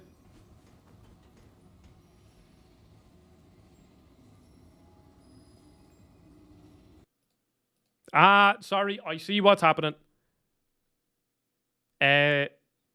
What happened there, SD, was that I was letting the audio come, like, the source that was sending out the audio was the Elgato capture card, not my desktop audio, which I'm listening to. That should be fixed now. Thanks for pointing that out.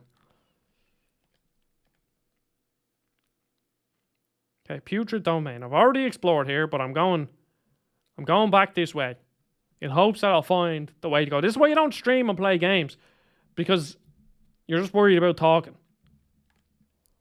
And then you just lose track of everything. Wait, is this where I fought the boss? I should have just fast traveled now that I think about it. That would have just made more sense. But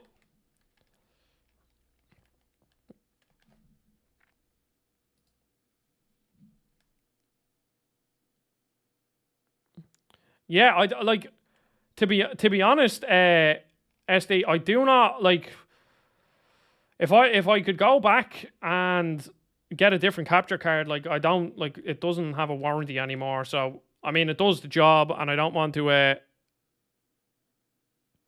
I don't want to sell it and spend more money buying another capture card, but I don't think I'd ever buy another Elgato capture card. And it seems like Elgato are like the reason why I bought an Elgato is because they're considered like the industry standard, I guess.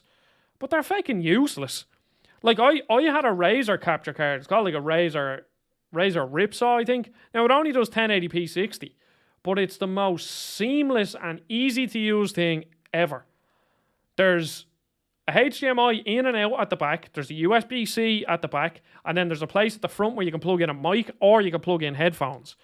And the only problem is that capture card is got a bit ropey. I'm sure. Remember, you were actually there, SD, when I was playing Ratchet and Clank, and there was that weird visual glitch. So that was something to do with that capture card. Like I had it for 3 years pretty much, and I was maybe not treating it the best, I guess. So, you know, I don't really mind. But the thing with that one, you didn't have to worry about like changing audio sources or running it through your thing. You literally just, it picked it up from the capture card, put it through onto the stream, but then also I could just plug my headphones straight into the front of it, and then it would give me audio out. Regardless of what console, it was just brilliant. It was completely seamless. And then I was like, oh, I better buy something. If I'm buying something, I may as well get the upgrade so then I can record in 4K, which I don't do because recording in 4K is just an unnecessary hassle. Takes up too much hard drive space. Takes longer to edit. It just like slows down your whole process for realistically. Wait, now there might not be game. Oh, for God's sake. Yeah, 2 seconds. It might just be very low. That could be it. If you just give me 2 seconds. No, it's fine. I would much rather you told me and I could get the stream running. But like, yeah, 4K capture is just useless. Especially because most people watch on their phones.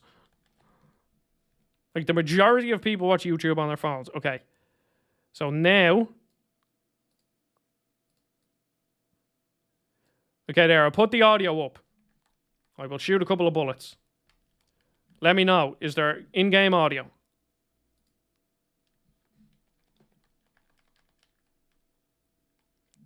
The source was quite low on OBS, so.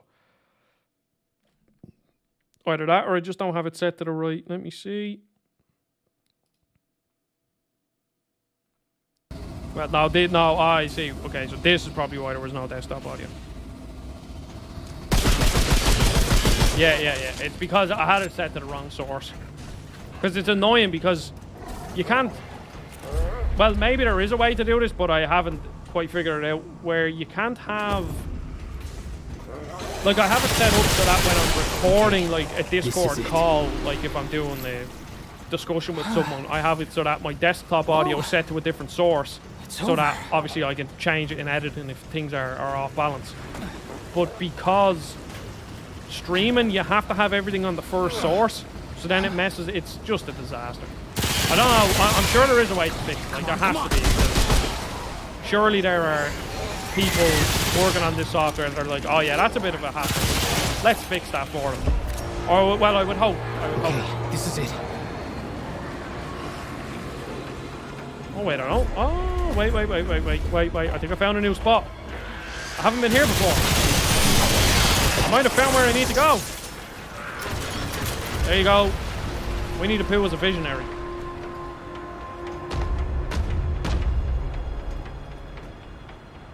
Okay, well, I can't open that door. So we go up this lift. Maybe this will take me to where I need to be.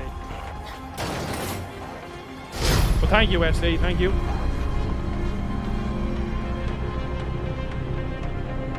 Oh God. But yeah, SD, I totally get where you're coming from with Remnant being a complete... Oh shit, I've no ammo. A game that is like very difficult to remember. I still love it. It's still a lot of fun. But like, so my cousin SD that I played Remnant with for the first time back in the day, every time I tell him, oh, I'm playing that Remnant game, like he plays games but he doesn't play them that much anymore. I'm like, oh yeah, I'm playing that Remnant game. He's like, what's that game? I was like, oh, remember that one that we streamed, or that we played together, and it was kind of like Dark Souls and had a few like, it was like a third-person shooter. I had some tough bosses, and then he's like, oh yeah, I remember that. But like straight off the bat, he doesn't remember it. So.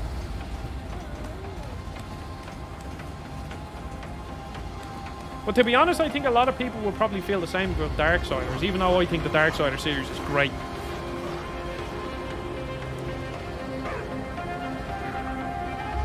Yep, thank you. I'll drop it down a smidge. The fun of streaming.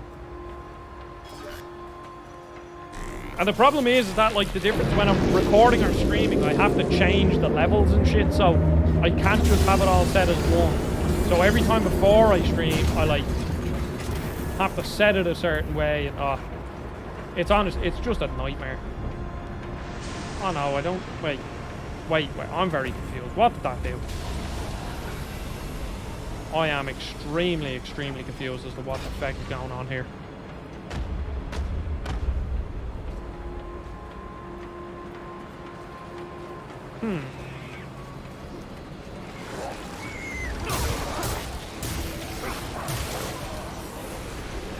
Probably start conserving my ammo a bit. So, okay, so I've been here. Holy hell. But I went down in a lift, and then I came up in a lift. But I think... I don't fucking know. I don't have a notion. This is a bit confusing. But why?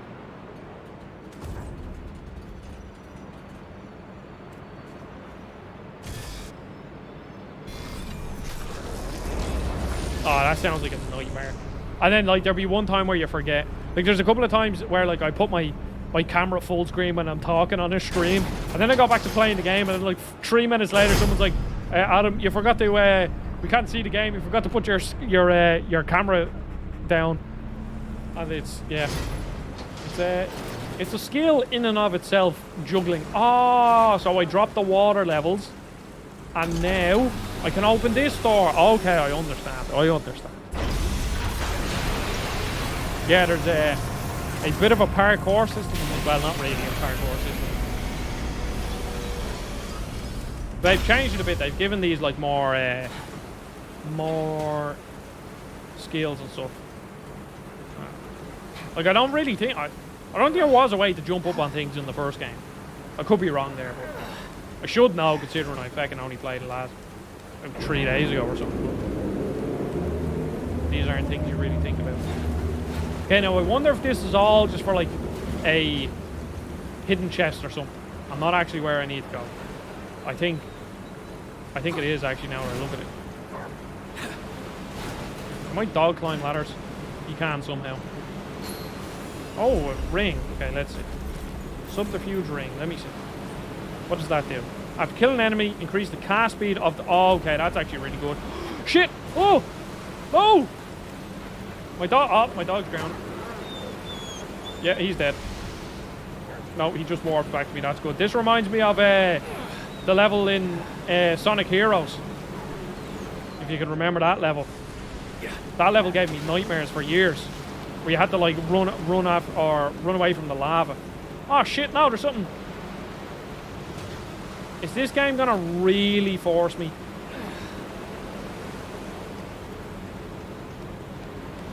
Is this game going to really force me to...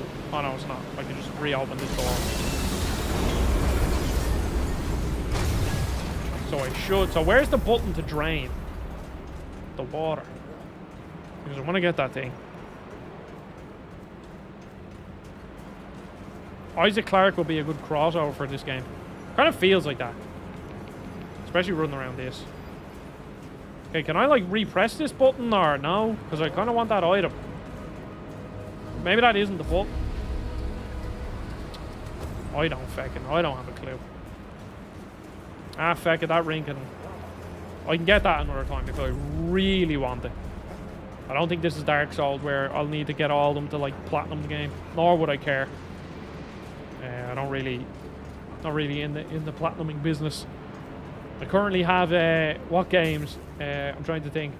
Sonic Origins, I have literally one trophy, so I have 99% to the platinum. I need to get one more trophy. That's been there for a year. Crash Team Rumble. I have exactly one trophy left, which is to get a character to max level, which will probably take like another 60 matches, and I don't think I have it in me to do that because, feck me, that game is a slog. SD, what is your hardest platinum? And how many platinums do you have? I have a friend, I don't know if you've ever watched, I do some review discussions. He was on the Sonic review discussion, Zelda. His name's David. He's a trophy hunter. I don't know how many platinums he has. I think it's over 100 now. He's a madman. And it just ruined, it's like the amount of times like, oh David, do you want to play this game? He's like, yeah, what's the platinum like for it? I was like, oh. He's getting better though.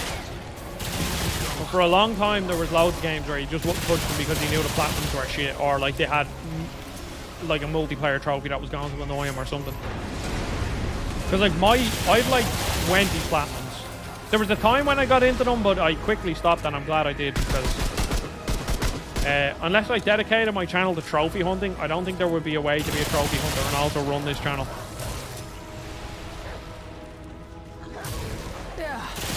Yeah, Bloodborne's a tough one.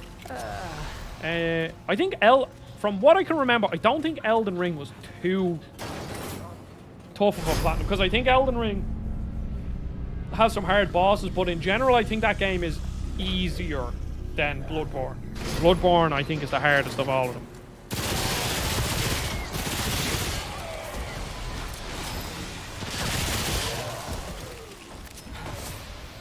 My brother platinum Bloodborne. He also platinum, well, he got the 1000 gamer score because he has a Series S now. And what's your favorite platinum? What one did you have the most fun doing?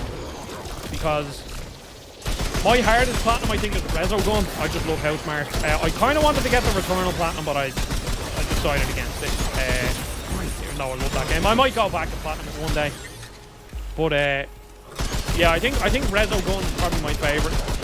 That was really fun because it's not overly difficult. It's like Resogun is hard-ish, but like it's literally like, you know, a week of kind of sitting down and playing the game consistently and just learning to get good at the mechanics and all that, and then eventually you'll get the harder trophies that are to get like X amount of score or blah blah blah.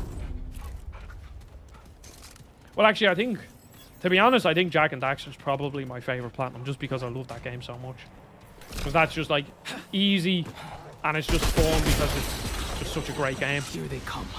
The Astrobot Platinum PSVR was also class, just because, again, Astrobot's just that good a game.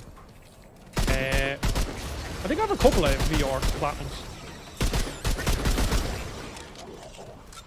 Oh, don't get me started. I Platinum on Infamous 1. Some of them, it was a fun Platinum until you get to those trophies that are... Oh, what were they? Were they feats? Was that it? And there was one... I'm trying to think that took me ages. Was it use your like pulse ability to launch X amount of people off a building from a certain height and also kill them all at the same time, or something like that? There was one of them that was pretty rough. I did save scum it as well. I did the where you transfer your save onto USB and then basically make all, I think it's the evil and the good decisions. Yeah, stunts, yeah, that's the one, yeah. That one was a pain. Other than that, though, it was fun. I've never beaten Ghost of Tsushima, and I really should. Because that game is great. I think that's probably the best example of a Ubisoft-style open world game. But to be honest, actually, Ubisoft style open world games, my two favorites are, even though I haven't beaten it, Ghost of Tsushima definitely, and also Immortals Phoenix Rising. That game is really good. It's like the perfect blend of Breath of the Wild, but with Ubisoft kind of checklist stuff. Yeah, Spider-Man's a full platinum as well. It's not particularly hard, but... Okay, this is it. Oh, we have a fellow Immortals Phoenix Rising fan, do we? It's rare that I meet anybody that's even fucking played that game. I love it. It's so good. They're making a sequel to it. I never played any of the DLC, and apparently some of it... One of them is like a top-down action RPG DLC, isn't it? And apparently it's really good. I think so. I'm 99% sure that there is. I'm not sure if it has ever been officially announced. I think it's like, I'm taking a guess that the reason why people know about it is through like earnings calls or something like that. I don't think it's ever been officially announced. Well, yeah, that game is it's Here they come.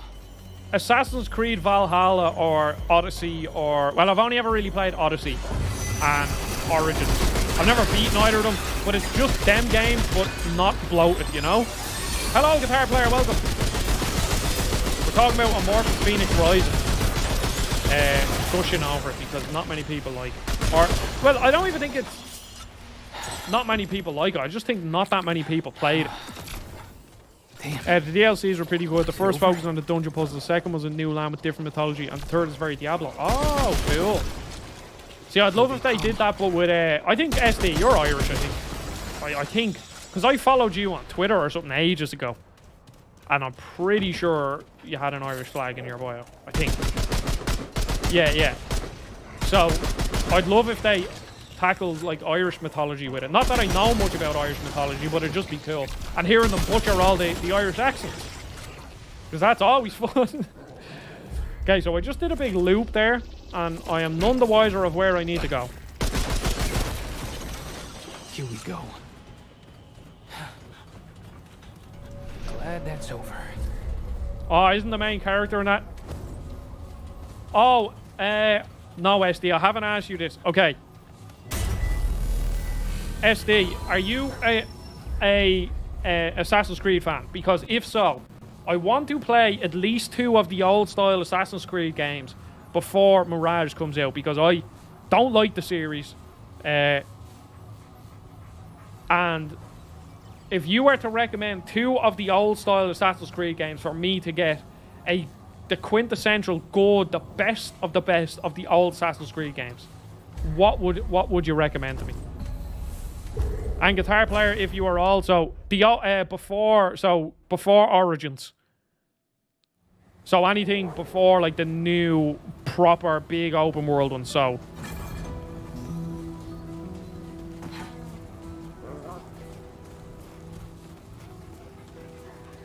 well, to be honest, guitar player, I would probably stream them because I'd need people to keep me company. But I want to give it a go.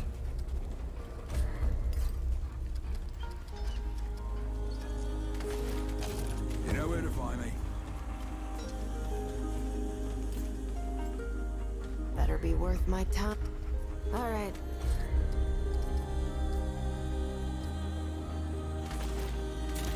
Bye.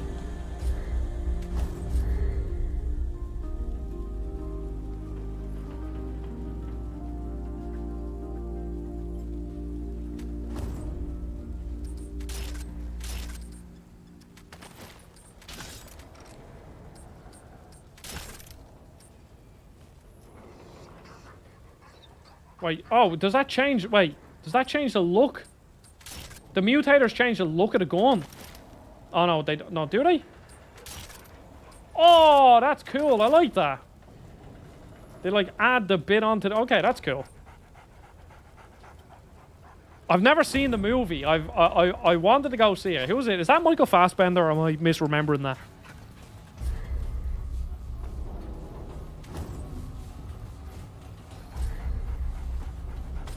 Yeah, I never, like, I've seen pretty much whenever a new movie game comes out, I usually go and watch it just because it's, you know, I like games. So the only two I haven't seen, like of the recent ones that came out, were Assassin's Creed and Tomb Raider. And I didn't watch either of them two. Yes. Can I make my game like her? Oh, cool. Okay. Okay, just show me where the feck I need to go. A voice within a glass chamber asked me to search for soul sparks. Okay, I'm going here. 116 platinums. That's a lot of platinums. Well then, SD Plays, and you seem to be a PlayStation man. Did you listen to, were you ever a fan of like Podcast Beyond, the PS I Love You, and Sacred Symbols, and any of them?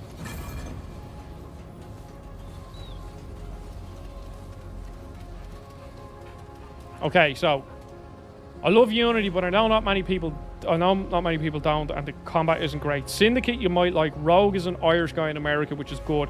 Was Rogue the one that like came out on the PS3?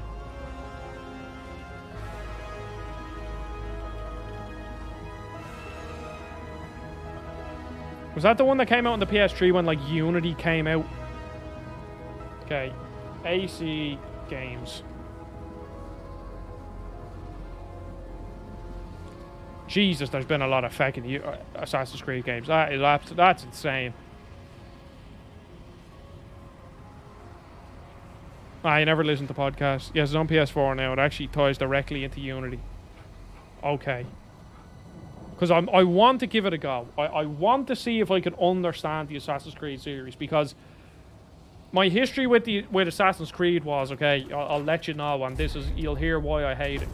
So, the first game I ever played on PS3 when I got it on Christmas was Assassin's Creed 1, and I was blown away by the graphics. I was like, there's no way graphics can get any better than this. And, well, they have. And also Assassin's Creed 1 isn't very good anymore. And then Assassin's Creed 2 I enjoyed for what it was.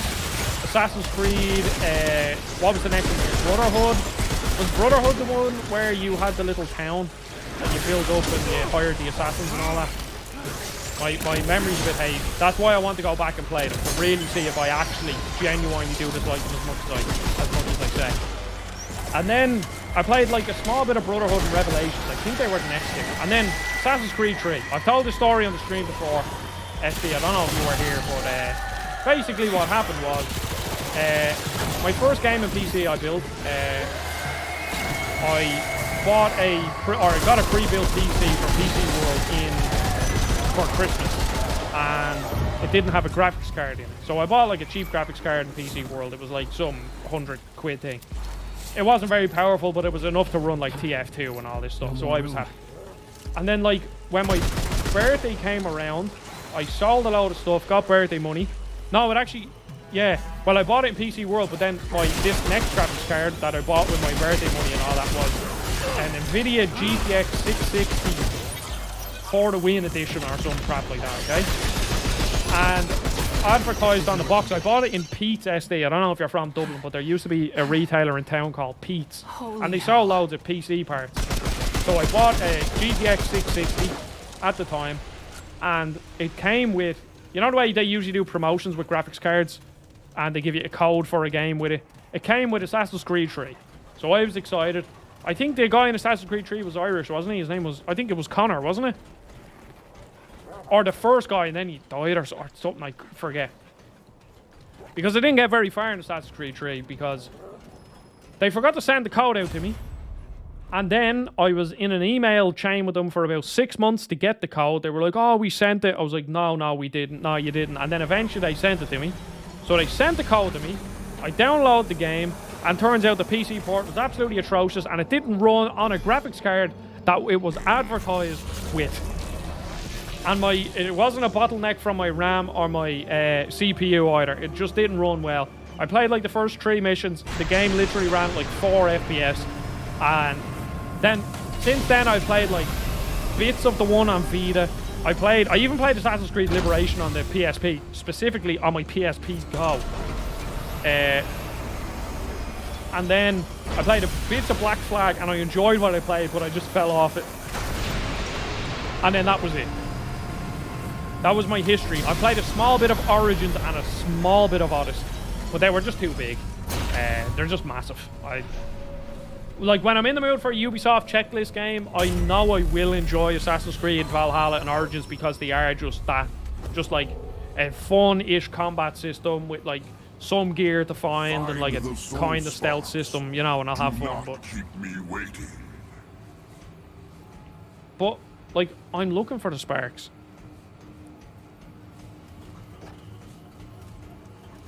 Yeah, are they like are they Metroidvania, the Chronicle games in any way? Because I think a 2D side-scroller Metroid, it's kind of like what they're doing with Prince of Persia. That game looks fucking unbelievable. I can't wait for it. That new Prince of Persia game. And I don't even like Prince of Persia. Like, I never really, like, I've played, like, bits of the series, but I never really it never really got me, you know? Okay. Because it seems to be, if I am to play an Assassin... See, how long? They're probably quite short, are they? How long to beat AC2? 19 hours long. AC Brotherhood is 15. AC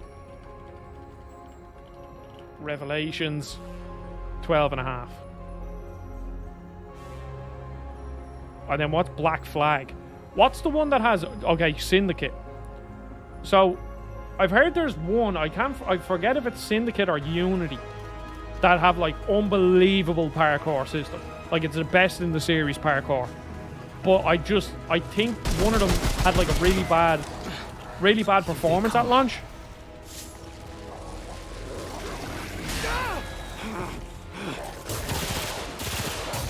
Okay, Unity. Unity's the one that's set in France, isn't it? Yeah, I think maybe... See, because I think if I go with Assassin's Creed 2, Brotherhood, or Revelations, I would probably feel the need to keep playing all of them three because I want to experience... it was Ezio, wasn't it? Yeah, the first guy was Altair, yeah. So I'd want to experience Ezio's story where... I know there is like an overarching thought of like the Guild or the Brotherhood and what the Templars and all that, but I don't think I would feel too pushed on kind of the overall plot. But I think if I got into Ezio's story, and then I probably wouldn't experience the full Assassin's Creed experience, you know, because I'm sure gameplay-wise it has improved a lot from what Brotherhood and 2 are.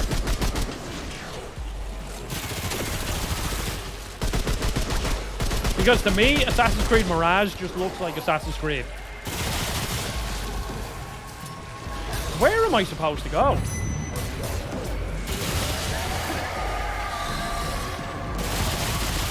Yeah, I'm gonna kill these enemies, then I have to Google this. Even though the game's only out today, but maybe there's a guy there, why not?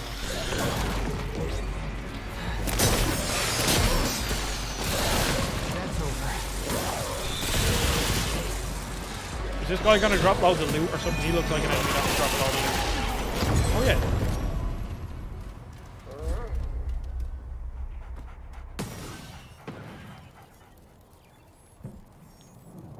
Like, it's saying primary objectives, but I don't have any objectives.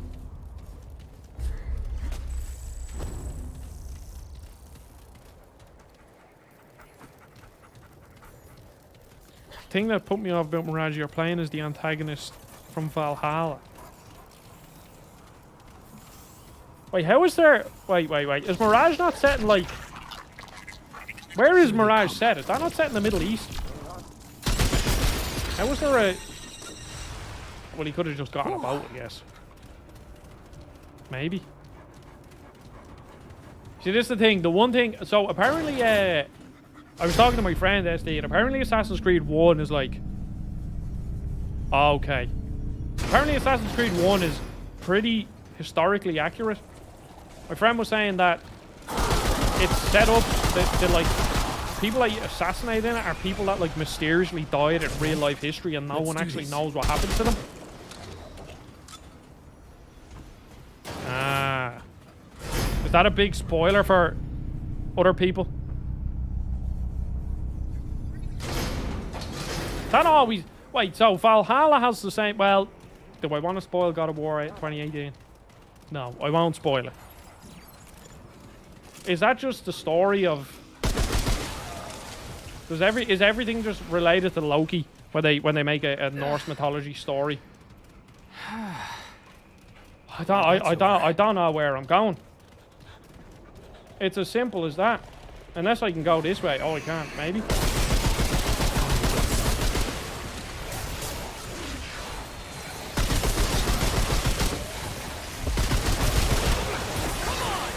Yeah, see, I remember at one point being into the sort of, when I was kind of playing Assassin's Creed, being into the whole, like, overarching plot of the Brotherhood or the Templar and all this, and how everyone fit in, and what your man Desmond, who, I know he played Desmond before he played Nathan Drake, but, like, it's obviously just Nolan North being Nolan North, so he just sounds like Nathan Drake, which is very, very off-putting now. Because it was a while ago that I bought the Assassin's Creed trilogy or the FGO collection on the Switch because I was going to do a video on it, and I played a small bit of it and I was like, oh, I don't like this. Well, it was maybe because it was on the Switch. If I played it on the PlayStation, it might be different because at least it will run at 60 FPS.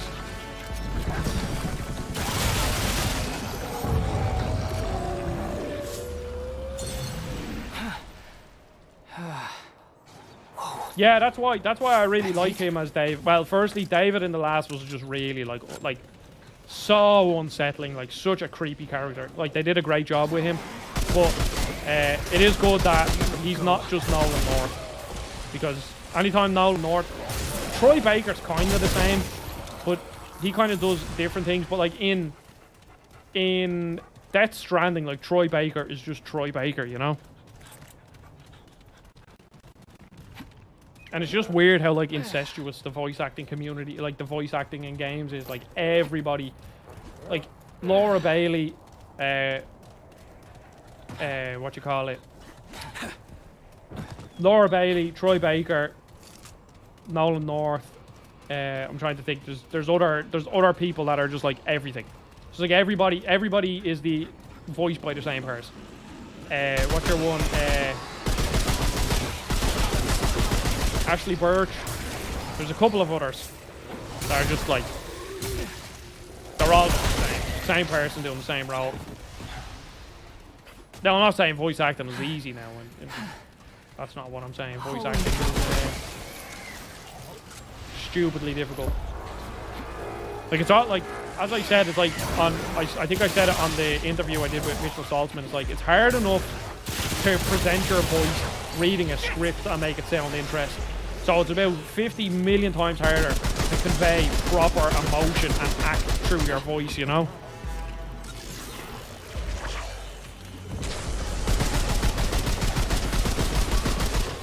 Okay, yeah, okay. Maybe some of the female actors, yes, I will admit they are definitely different. But the likes of Nolan North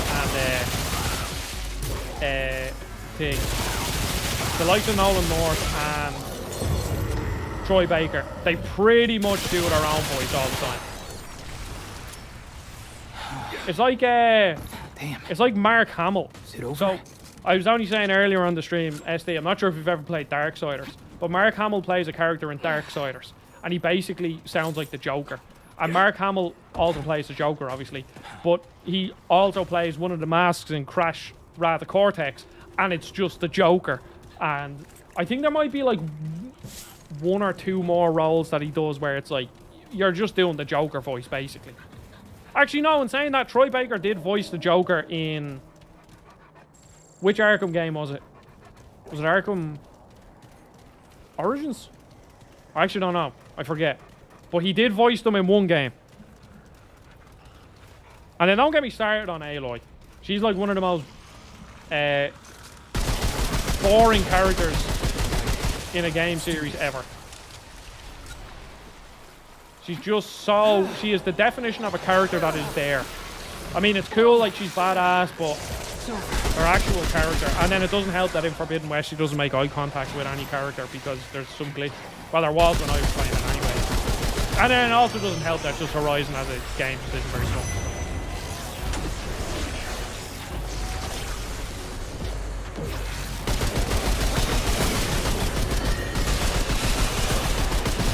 I think sometimes that can come down to direct. Oh yeah, no, it definitely is. Obviously, you can't put it all on the voice acting.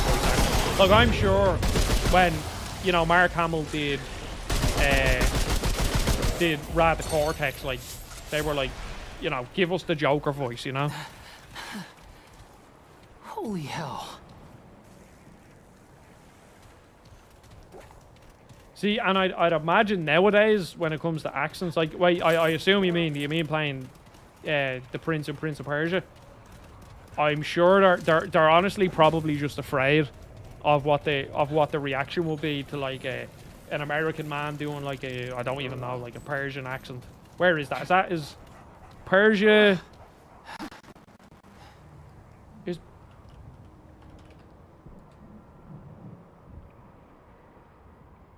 yeah, Iran. Yeah, like, you know, someone doing like yeah, it is Iran. I thought I had it right, but I didn't.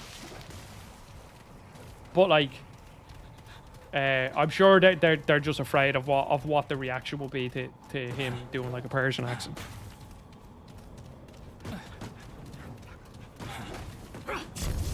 There is a couple of, well, not voice actors, but like, well, there is a couple of times when like voice actors, like, did you know, like, this is completely random, SD. I love Red Hot Chili Peppers. You know that Flea, the bassist from Red Hot Chili Peppers, is the voice of Donnie in The Wild Thornberrys.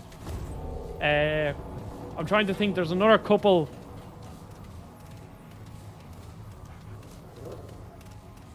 You're gonna hit 2K. You're gonna hit 2K. Calamanites posted you on his Discord. Who's Calamanites? And thank you, Calamanites. Oh, really? That's cool. Ah, yes. I think I've hit 2K. Thank you. Yeah, literally 2K on the button. Thank you very much.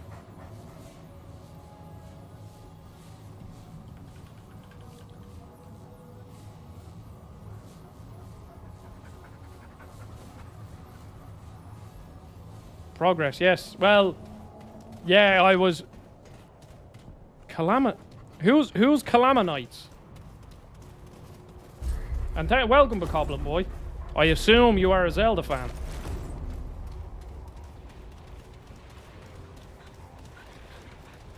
Hello, Team Eclipse. Here they come. You love Fortnite. No, I don't do Fortnite. If you are coming to this channel to watch Fortnite, that ain't happening. I've played maybe a combined 40 hours of Fortnite in my whole lifetime. I enjoyed when I played it, but eventually I just got bored.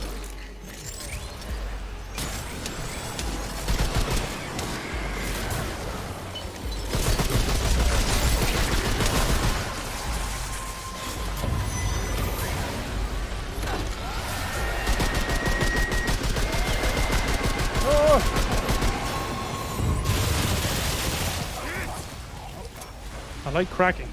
I don't know what that is.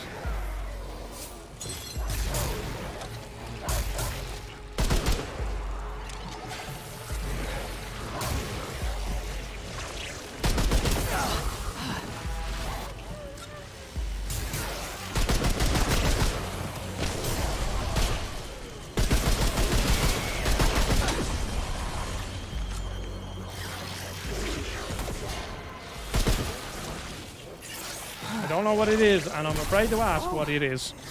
Hello, Josh Hughes, welcome.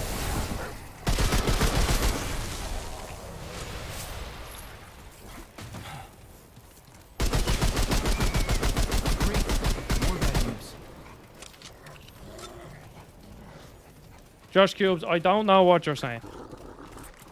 I cannot make any. I do not have. Yeah, no, yeah, me too. SD, there's been a couple of times where I've been, I assume, but this technically isn't a raid, but there's been a couple of times when people have raided and they come in and you just get so confused because you don't know what's going on. Like, absolutely, it's impossible to understand what's going on. You just have to let it happen. No, I don't think they have like official raids. It's more kind of, well, maybe they do. I really don't know much about streaming. Like, I don't watch streams, so I know nothing about like streaming culture and all that. But They mightn't have like an official thing, but I think maybe the last thing that raided, I think it might just be like almost, oh, the stream's finished. Let's go. Everyone go follow this guy or something, you know?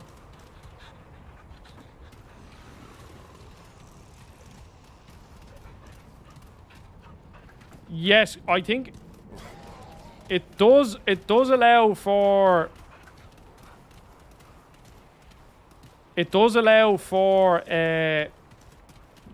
what you call it, for custom emotes. You have to set it up, and I think you have to be monetized as well. I should set it up, but again, I don't know anything about streaming, you know?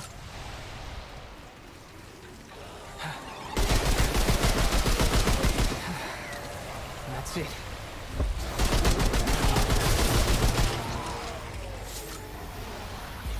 I guess we'll go down here.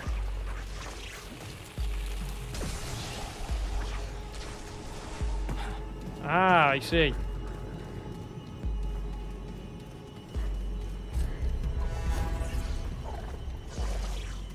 I just stream as a way to, you see, streaming for me, it's like, I'm gonna be playing these games because I'm making reviews, so I may as well stream at the same time. And then it's just kind of a way to kind of just talk about random crap. And then it's also a way for me to show off games that otherwise I probably wouldn't. Because I'm at the stage now where I get a lot of codes. And unfortunately, and I feel really bad, I can't beat and review every single game that I get. Like, I can't even beat and review half of the games I get. So That's over. like, SD, are you ah, cool. Yeah, like I really should. Like, I should actually just do it more. Like, because I'm gonna be reviewing this game. I played a lot of Pikmin. I should have streamed Pikmin, but I didn't. Because I was making a couple of videos for Game Explain. But, like, I was streaming, or, like, I played, like, 11 hours of Pikmin yesterday and today.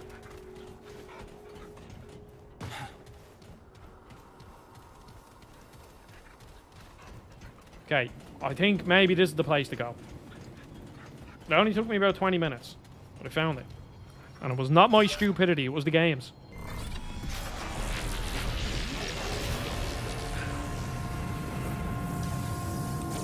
Because, to be honest, SD... it doesn't matter. See, SD, my brain is a complete... When you're playing games, I'm sure you said you stream as well. Some people are definitely better than me at it, but when you're playing games and you're talking and other people come in and you're saying hi to people, my brain just jumped from one thing to another. I can't even remember what I was saying 5 seconds ago. So, it doesn't matter. You're grand. But, let me think, what was I saying?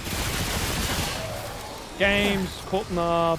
Oh yeah, this was my next thought was about Assassin's Creed. Like, I will probably stream a good bit of Assassin's Creed just as a way to keep myself sane. But maybe going in with that mindset, I'm probably not giving myself the best chance to like the series, but because hopefully, what is this? Hopefully, if I'm lucky, I will have the next person on my interview series thing will be an Assassin's Creed fan. We'll be able to ask them a couple of questions.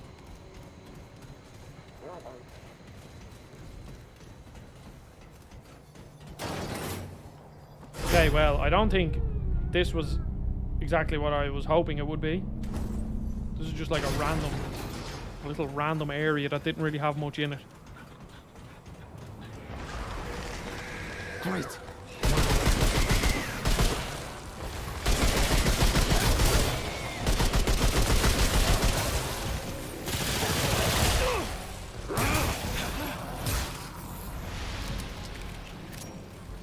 Yeah.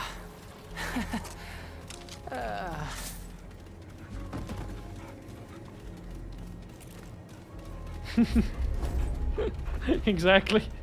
So, you're a big fan of the Assassin's Creed series. What is wrong with you? I only joke. Well, I partially joke. As I said, I am going to sit down. I am going to give them another chance. Because there are certain games like that where you just know Like, I know I dislike... Like, sitting here, I haven't played an Assassin's Creed game in ages, but I know that I dislike the trailing missions. I know they do my nut in. Damn. But... Is it over?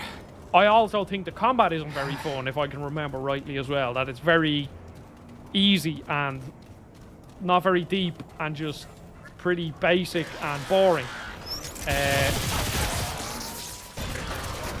Maybe in the later games, I can't remember, but if I can remember correctly, I think the parkour is actually kind of clunky, and there's a lot of frustration, especially in the earlier Assassin's Creed games, where you you jump onto the wrong ledge, and because the animations are so fair enough, the animations are cool, especially for whenever Assassin's Creed 1 came out, but they're so long and heavy that if you feck up, it takes you 30 seconds to get back up to the ledge that you were going to get up to. And yeah, that's fine once or twice, but if it happens across 25 hours, it's going to get quite frustrating. So that's just like my thoughts going into like thinking of my experience with Assassin's Creed. But I could be wrong.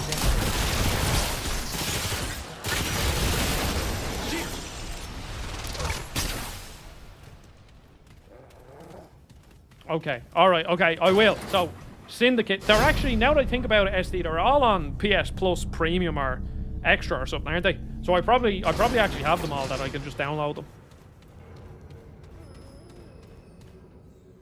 SD, since you seem to be a Ubisoft man, do you like Watch Dogs? Oh, well, I've only actually, to be honest, I've only ever played Watch Dogs Legions, but I love that game. I think it's fucking brilliant. Yeah, okay. That was the exact same answer you gave to me about Assassin's Creed. Do you like Assassin's Creed? Yes? No.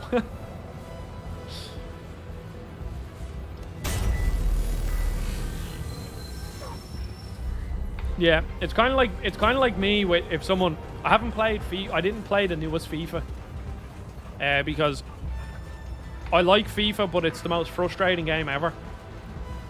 And if someone asks me, do I like FIFA, I will say yes, no, because I like playing it. I like the idea of playing FIFA, but then actually playing FIFA is just like the most frustrating experience in the world. And then if you're playing Ultimate Team, like you either have to spend money to get good players or like grind.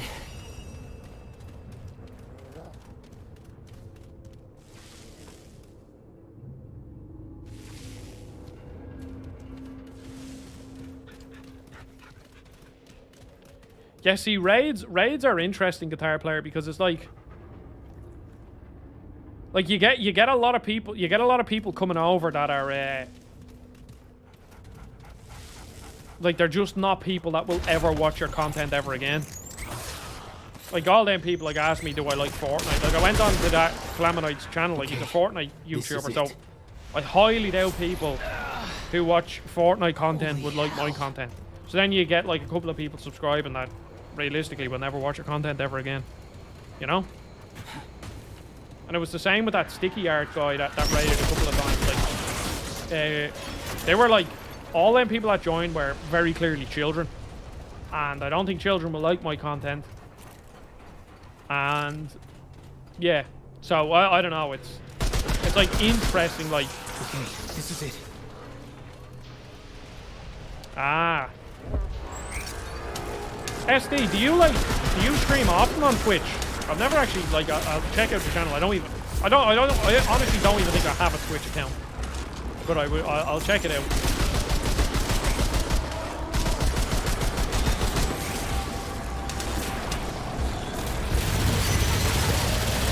Ah, that's cool. See, and the thing is, I would ask you the question, how many followers do you have? But I have absolutely no idea of what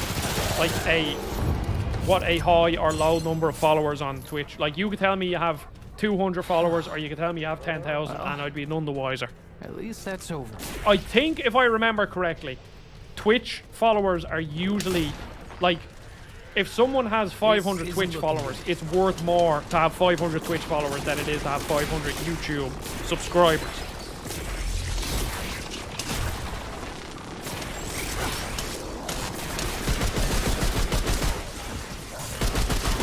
Yeah, it is. It's a busy. It's, you know, people think content creation is fun. I love it. When obviously I do the game explain work, but like, you know, takes quite a lot of time. It takes just a lot of like mental energy of constantly planning and thinking of stuff, you know? Oh yeah, no, SD, that's like that's way better. Like, to be honest, I honestly think like where I would want my streaming to be is like have a close-knit group of maybe 10 to 20 people.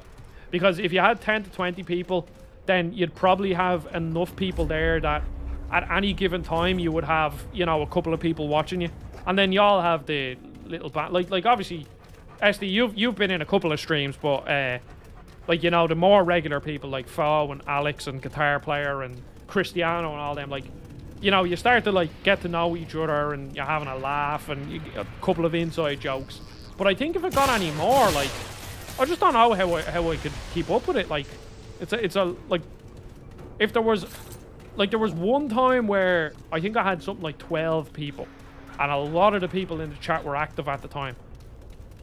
It's fucking, my brain was just, it was just melted. Yeah, a lot of people do watch Twitch for pretty ladies or pretty men. I just my only experience with that stuff is, remember that girl that got like that clip where it's like, if you don't have $5 to pay a subscription on Twitch and you're sitting here watching Twitch and you don't have $5, then you should reevaluate your life or something like that. I was like, oh, that's a bit entitled, isn't it? That sounds, I don't know who that girl is, but that sounded like someone who was struggling on a decline and was really pissed off that she wasn't getting paid enough money to, and she used it, or like to keep herself afloat or something, you know? Well, at least that's over. Yeah, I know, it's fucking, it's crazy. And then also like I don't know, I really wonder what it's like streaming where you can't keep up with what people are saying. Like, I just feel really bad that at some point, like maybe this probably, I mean, my channel keeps growing, so, you know, at some point in the future I will get more people. I don't know how much more, but like there will be a time where someone will write questions in. Like, already people writing questions and I missed them, or we move on to the next topic. But like, there'll be times where there'll be people that are chatting and you just won't be able to like respond to them because there's just too many other things to respond to, you know?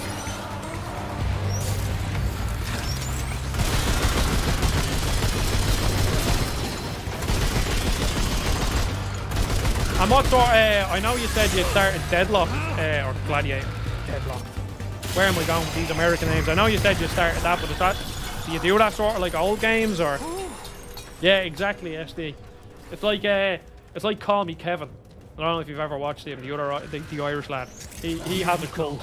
His community, they're absolutely hilarious. All the inside jokes and just, yeah, because that's what Kevin is. He's a cult leader.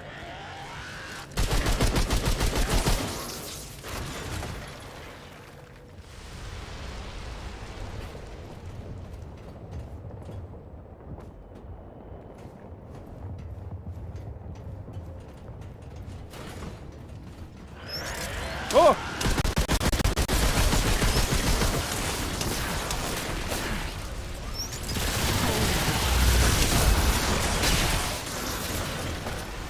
Is this, I wonder if this is the way to actually go. I have essentially done nothing. Like, nothing in this game.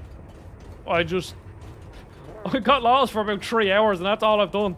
Just running around like a headless chicken. Yeah, see, I'll put that down to SD when I did the Ratchet and Clank discussion with Jake from Game Explain. He's American. He was giving me all the American names. Now, in fairness, I think Gladiator is better than Deadlocked, but all the other, like the US names for the Ratchet and Clank games are better than the European ones.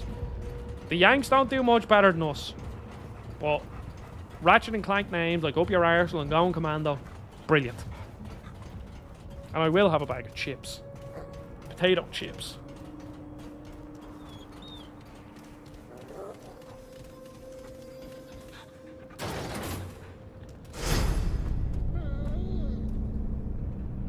Wait, guitar player, I think, now that I think about it, you inadvertently called me a pretty lady. I do have the long hair, so thank you. I appreciate that. I don't care why people watch. Except for that one time.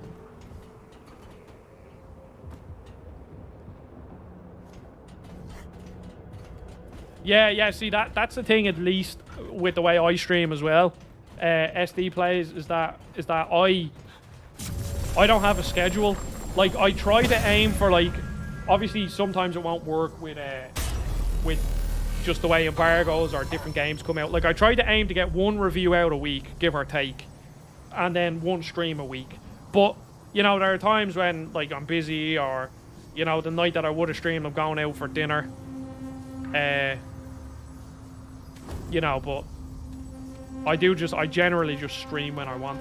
Now, I do think if you wanted to grow a stream, it would be smarter if you just got if I had a schedule, and then people would know when I am, instead of just like going live in 2 hours and then like no one shows up. But that's just part of it.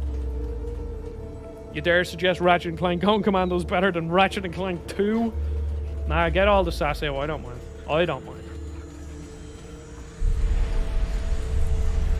I say that about me being a pretty lady, but it was very uncomfortable when that guy came in and was hitting on me and asked for it on Instagram. That was very uncomfortable. Not because he was a man hitting on me, because I was getting hit on the internet. That was very strange. That's never happened. Like, I've been in a relationship since I've been 17. I'm 25 now. So I'm an old man.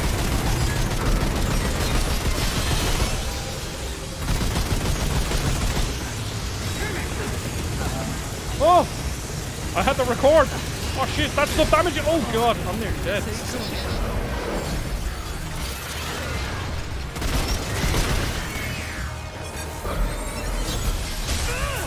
Shit.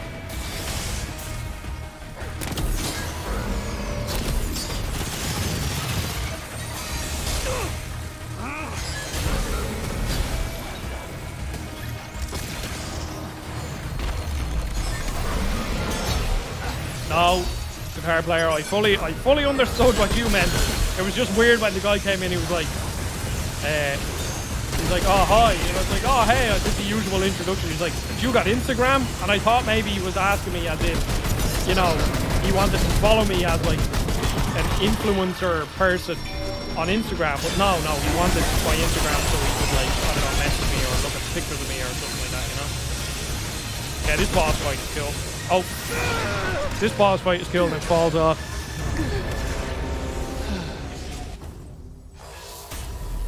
Yeah, no, this is cool. This boss fight's nice.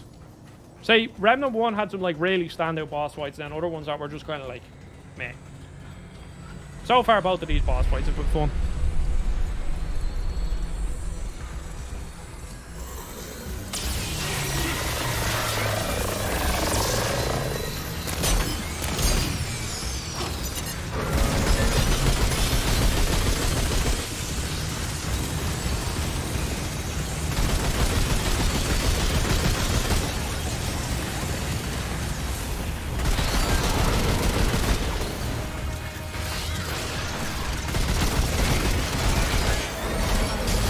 Oh my god, you really have to find that one. They lure you into a false sense of security with that, okay? Look, keep an eye on the floor here. Don't roll off the map. We'll be Gucci. Yeah, what am I supposed to do here? See, the problem is I can't like shoot and also look at the ground at the same time. No, dog, don't die. Please.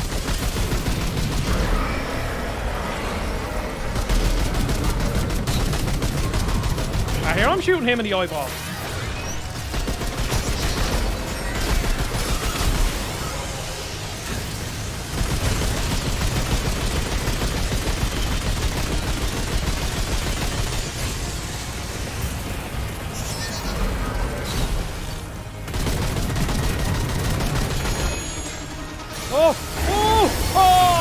Oh shit, okay, cool. I thought I was falling off the map there.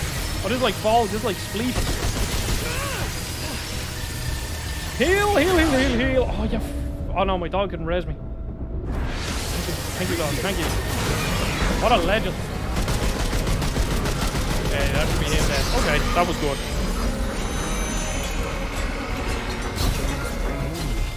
I honestly, to be honest, guitar player, I wouldn't know. I'm sure there are, as there are everywhere. But I genuinely, in my lifetime, have probably watched a combined 2 hours of Twitch streams. Or live streams in general.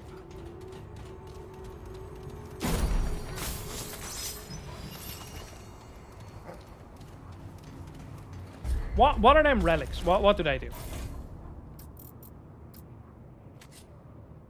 The way I don't like, actually, do you know what? Affect that. I don't want that.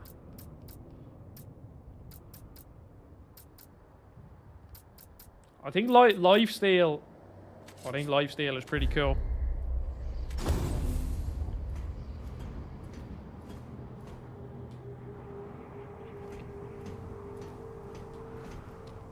Why did the rest of the message?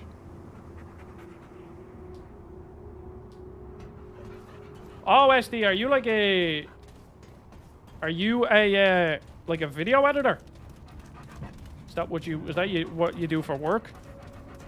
Yeah, I'm sure there's all sorts. Fucking hot tub live streams. Maybe I'll do a hot tub live stream one day. I'll take my hair out with a bun and... Artist and... Oh, that's really cool. And that's your full-time thing?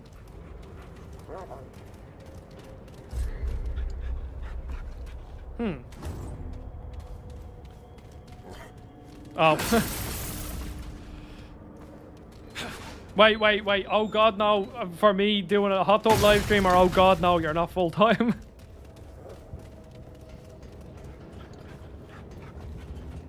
I'm gonna take it as, oh god, yes. Okay. I asked you two things. You replied yes, so I'll take it as you're not full time.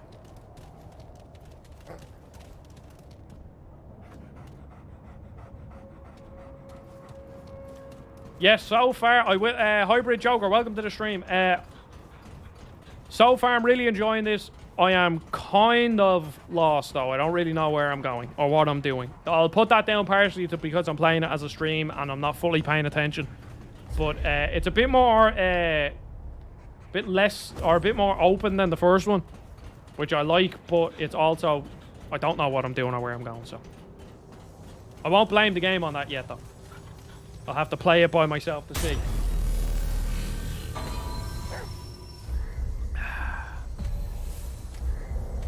Like, have I completed this dungeon? I have, but that's pretty weird that there's no, like, way at the end to exit. That just kind of feels a bit strange. But yeah, I don't do it full-time mostly because I had no experience making stream things before this person I do work for, so I don't really charge. I make... Should never do anything for free, SD.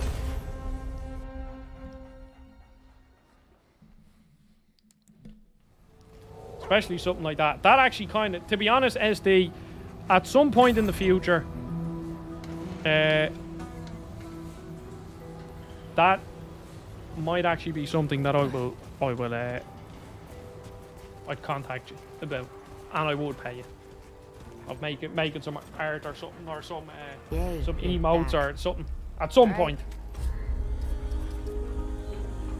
Prismatic driver fires a superheated beam. That's pretty cool. Oh, slow and stasis. Oh, well, I can make both of them, so it doesn't matter. On the first one, I made a build that I shot to heal to become OP. Yeah, I never got like really deep with the first one. I really enjoyed what I played, but I never got like properly deep where I was like building crafting. But I still had a lot of fun.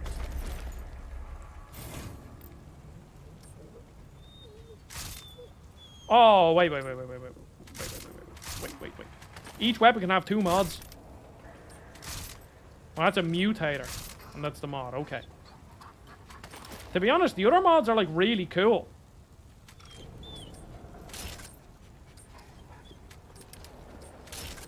I really like that boar one. We'll try both of these beams to see what happens.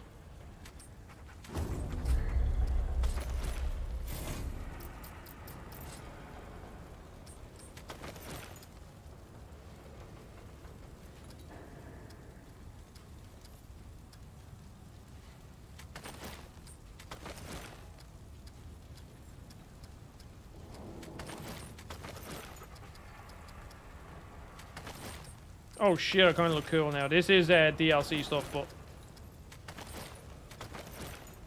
kind of look a bit cool. Oh, I have 2 of these, so what? I'm below 50% health while shield is active. I don't have a shield, do I?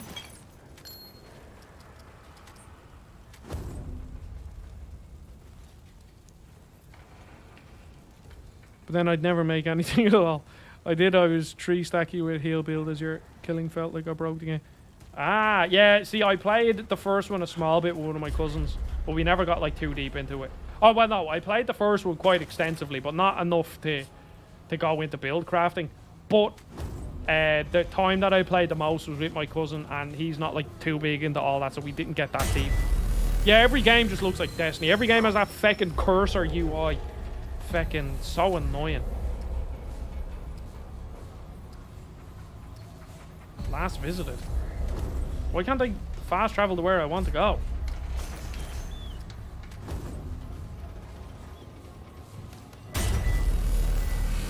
It's like I can, well, to be honest, it's Borderlands are the reason why looter shooters exist, but like I can appreciate okay, so I go here and I loop around that way. I can appreciate Borderlands or Destiny as a franchise because of how influential it was. Like, Destiny kind of not perfected, but really refined the live service as a genre and showed you that something that is like a constant, not that you're paying a subscription, but something that like is constantly updating and adds loads of new content, even if you have to play like play loads of the game or even like buy a DLC or something, that they can be quality. But the one thing I don't appreciate that Destiny did is that it made every single game in the world have a cursor UI and a console.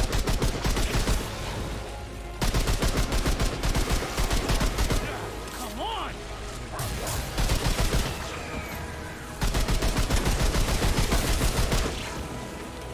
Just very pleased you're enjoying it, sir. Have you got this one yet, Hybrid? Or are you waiting for like the normal release?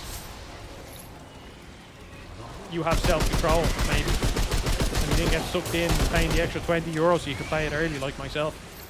Because I do not have self-control. But I tell myself it's for the channel so I can stream and make reviews. To make myself feel better.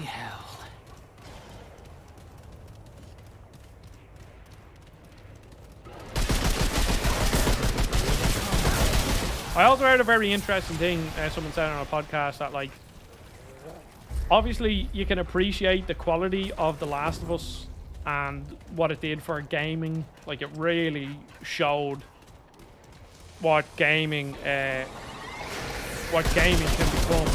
But it also made it so that anything that isn't on that level isn't good enough, because that's what people expect now. Like, that's why a game like God of War has to be the way it is, or, you know, the new Hellblade game, and like, it's just, there's so much crap that has to go into making a game now. And like, if a puddle is not right, people will complain, you know?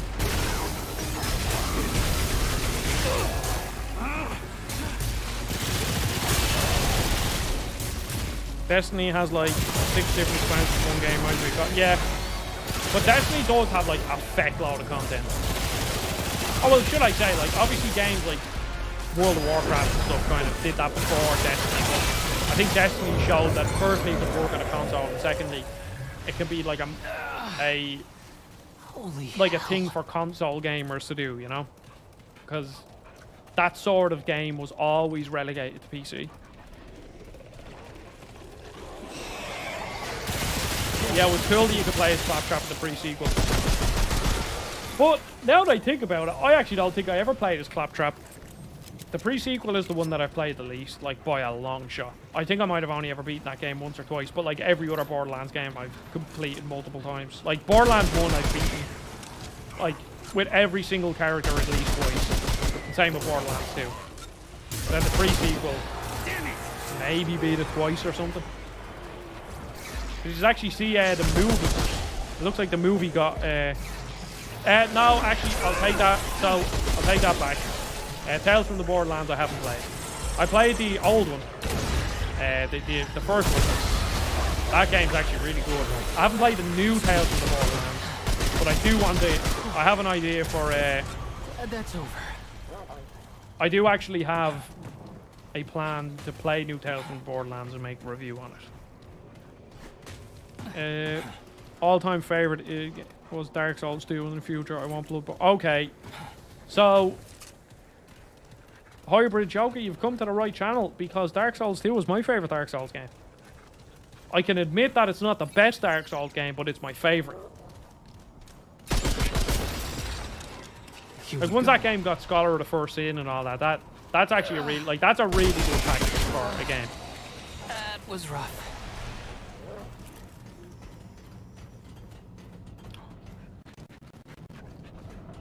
Is that a side objective? Okay, this is a side objective down here.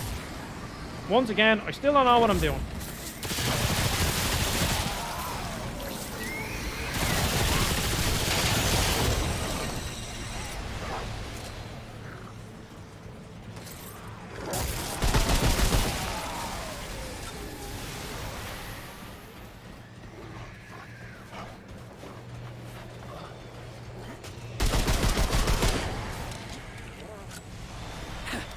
And then a blood, so it's weird. So for years with the Bloodborne remaster, it's weird because it's very strange because the Metal Gear Solid. Let me. Damn. Take a couple of steps back here. The Metal Gear Solid 3 remake was something that was constantly rumored and teased, and a lot of people said that they had it on good authority that game is being made, and they're like, oh yeah, it'll show up in the next State of Play. Never did, and then all of a sudden, bam, it's coming out. And something similar is happening with the Bloodborne remake, where a lot of people have said, look, I have it on good authority, I've heard this game is being made and it's almost done, blah blah blah, and every single new State of Play that comes around, it's going to be announced. But now they feel like maybe it got cancelled or there was something mixed in between the wires. But then there's also that small chance, just like Metal Gear Solid 3 remake, where they're it just comes it's just like, oh yeah, here it is. So maybe. I don't see why it wouldn't be in the making. But SD plays, I can understand that, especially since you said you're an artist and an animator. I mean, I love animation. I'm not an animator. I'm not like an animation buff, but I love animated movies and TV shows and all that. And Cuphead is unbelievable. The amount of love poured into that game is just it's just ridiculous. How time consuming that must have been. Sad, I only have Scholar. I like 2 because of these. A lot of people, yeah. See, a lot of people now, so Dark Souls 2 before Scholar of the First Sin came out wasn't the best, but with Scholar of the First Sin, that has firstly a lot of content, but it's just a great game. I love it.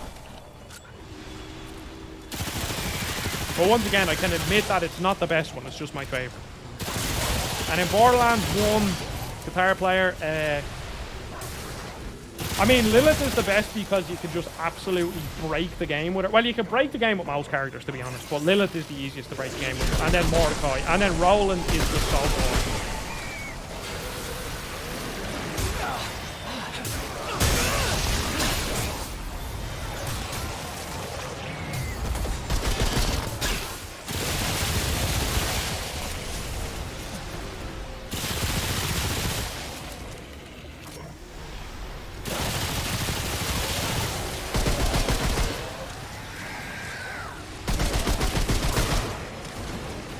In here, and how do I get in there? Right, let's do this. Fellow PSVR 1 man. Borderlands on PSVR was actually quite fun. I don't think I was a big fan of the scopes. I think the scopes were a bit weird, if I can remember correctly. But I really hope they release Borderlands VR or Borderlands 2 VR on PSVR 2, because I think there would be really good.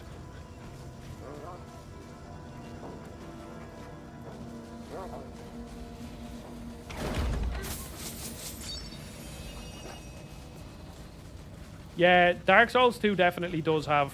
I think, like, as much as I love Dark Souls 2, and this is why I think I can say that it's not the best, is that Dark Souls 2 definitely has the most Dark Souls bullshit out of all the Dark Souls games. New quest item! That's it? Is that the thing I needed?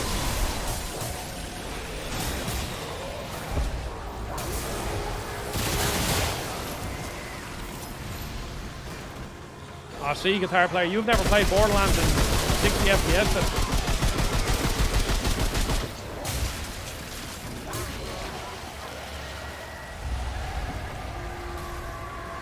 Yeah, see, guitar player, when I got my PSVR, or SD, when I got my PSVR 1, I got like the Firewatch bundle that came with the aim controller.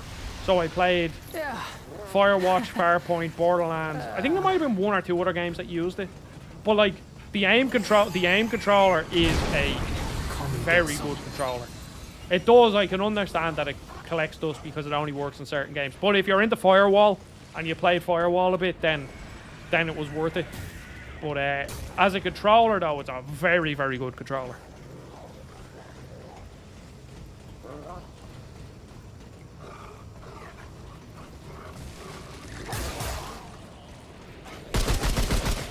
Yeah, everything is like I heard on a podcast, and it makes sense. Like, there's absolutely no reason if you're looking for like, for now, if you're looking to buy something that's old, just do it now because they're just always gonna get more expensive. Like if you're looking at like some game that you want to buy that's like a classic game on the PlayStation 1 or something, and it's like 100 quid, you may as well buy it now because in a year it'll be 150. And 2 years will be 200, and it'll just keep going up. Like, just always.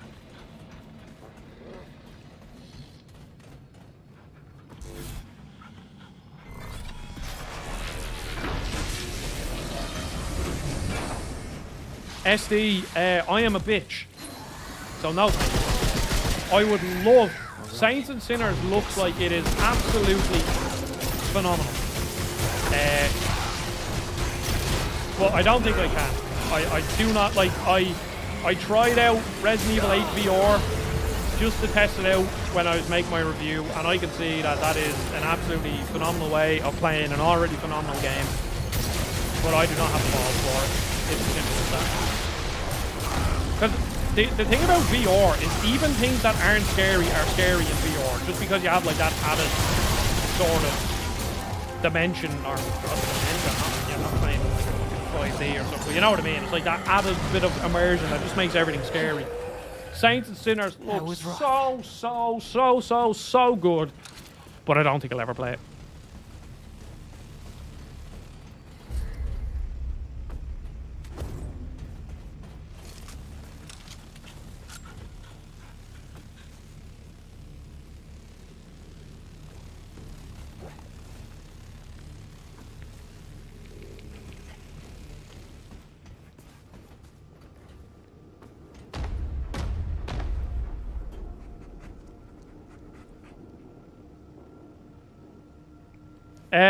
SD plays, that is exactly my history with the horror franchise.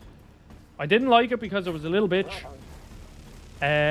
Went through my life not really touching horror games. I played Resident Evil 5 co-op with my brother, but that's hardly even a horror game.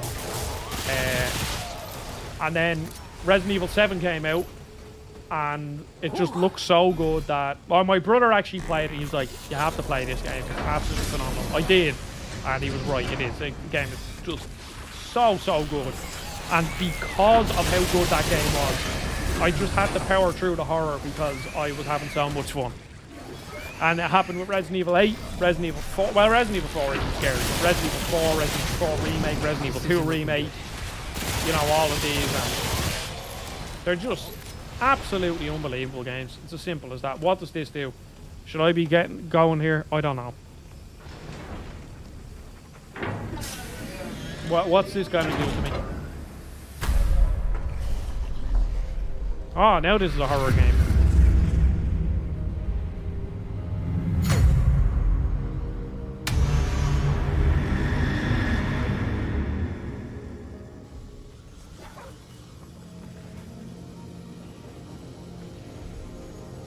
Well, I don't know what's going on here. Oh, shit! Oh! Oh!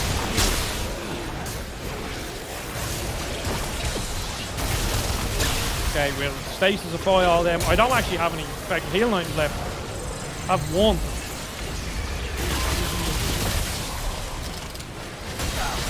Oh my god, I'm getting fucking bombarded by crap I don't even know where from.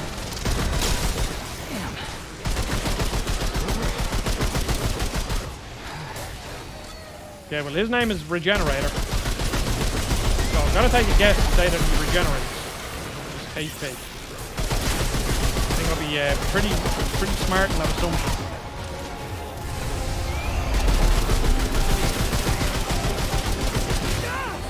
Shit! Shit! No, my dog's dead! No! Encourage! Encourage him! It's that fecker. Them. I need it. Okay. Okay. I need to damage him with whatever I can damage him with. That's good advice, isn't it? Damage him with whatever I can damage him with. Stasis-ify him. Okay, he's almost half.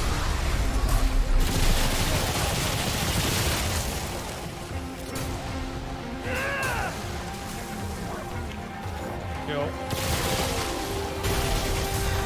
Stasis-ify him again. Don't you dare kill my dog, you fecker.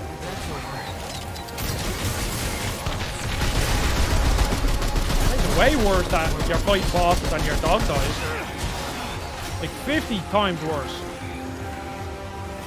Encourage him. Thanks for that. There you go, buddy.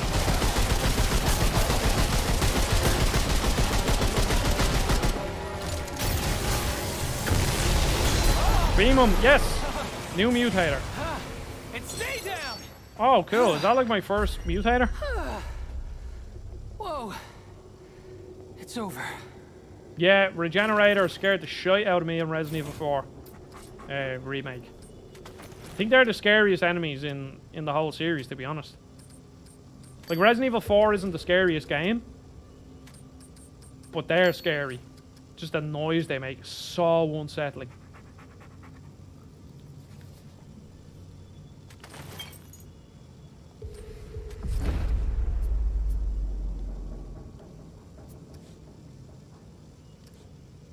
Guard dog, support dog, single press engages enemy, double tap. Oh yes, give me that. Okay, I got a mutator now, I think. Let me check. No mutator assigned. But it said I got one though. Maybe it only works on these? No, okay.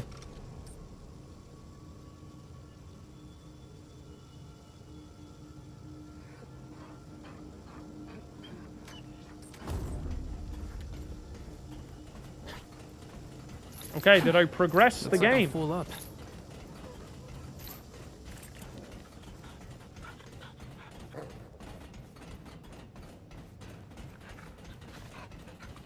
Oh, so that's where this took me.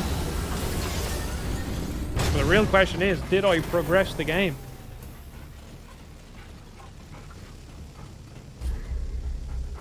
Well, there's nowhere else to go, I don't think, in this area. Wait, there was a lift, wasn't there?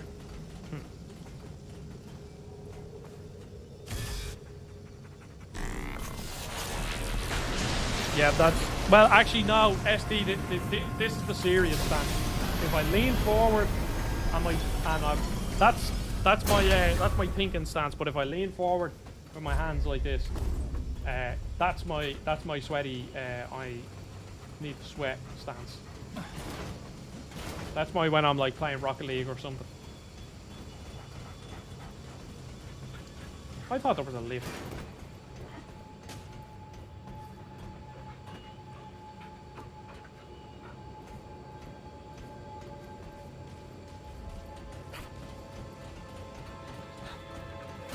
I don't know, SD, I really do not understand how you manage to beat Kingdom Hearts on critical. I don't know if I would be able to do that. Like, I'm sure I would be able to, but I don't know if I'd have the willpower to do it, you know? Because even, who's the first boss, or the final boss? Is it Zemnis? See, this is it, like, obviously Kingdom Hearts, you know, SD. Very confused. I haven't played Kingdom Hearts in years. But the final boss in Kingdom Hearts 1, he was tough on normal difficulty. Yeah, it's quite, yeah, it's like an apocalyptic world, but for some reason there's bullets everywhere. Yeah, like a lot of phase. Right? Let's do this. And like eventually with them sort of like phase boss, I always get to a stage where I can beat, you know, 1 or 2 of the phases 100% of the time with no problem. So then they don't become an issue. But it's the next phase, you know?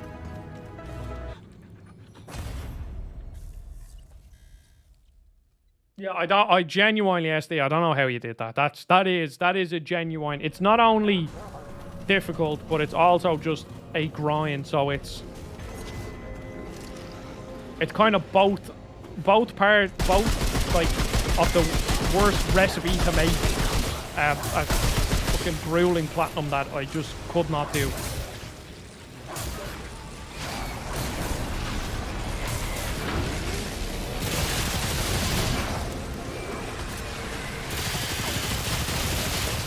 Okay, so where's this gonna bring me? Can I hop in this?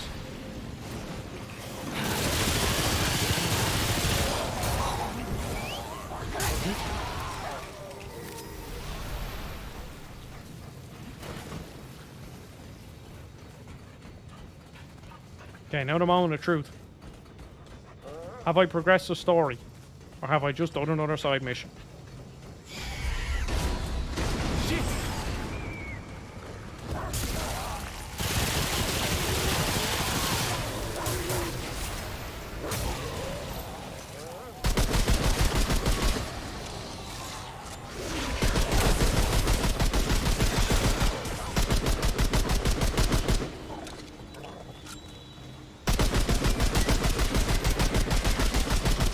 Oh, wait.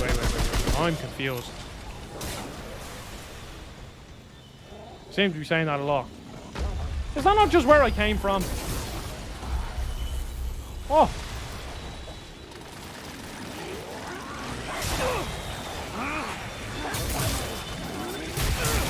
Shit, I better kill these enemies.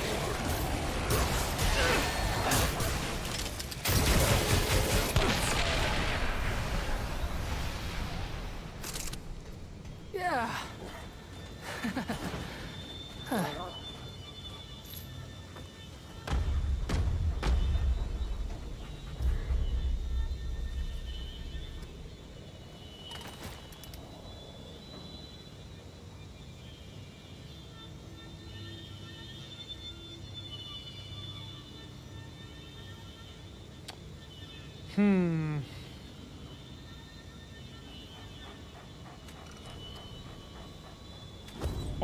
I do not have a feckin' notion about what is going on in this game.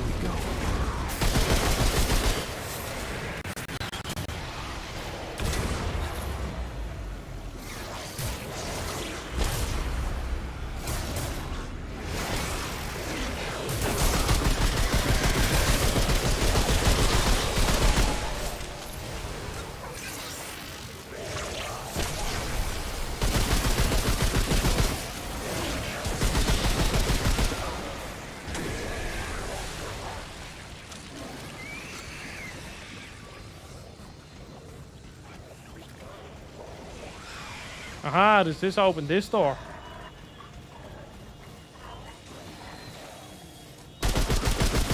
Maybe it does. If so.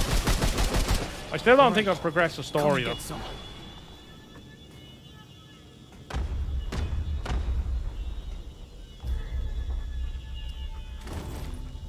Whoa!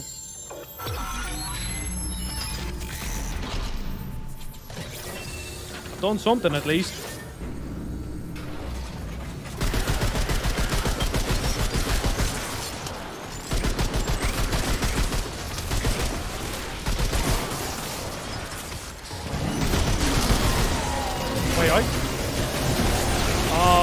these are just like enemies that I've already fought, but are just more powerful. So just like, yeah, okay, cool. So this is very action RPG-ish. So these aren't technically boss. Well, they are, but they're not. Yeah. Well, I mean, he fucking hits like a boss anyway.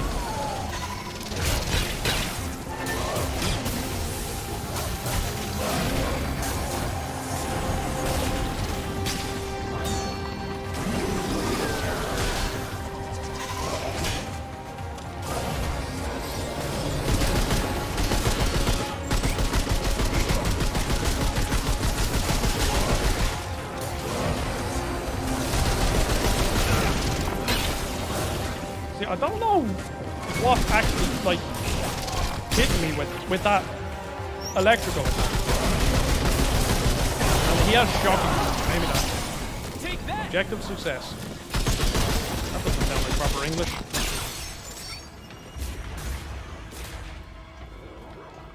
Crap.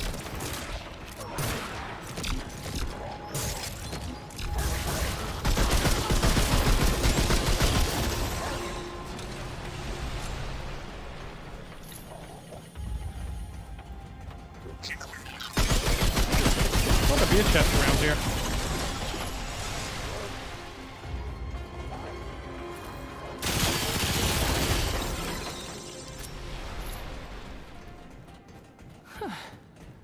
Well, at least that's over.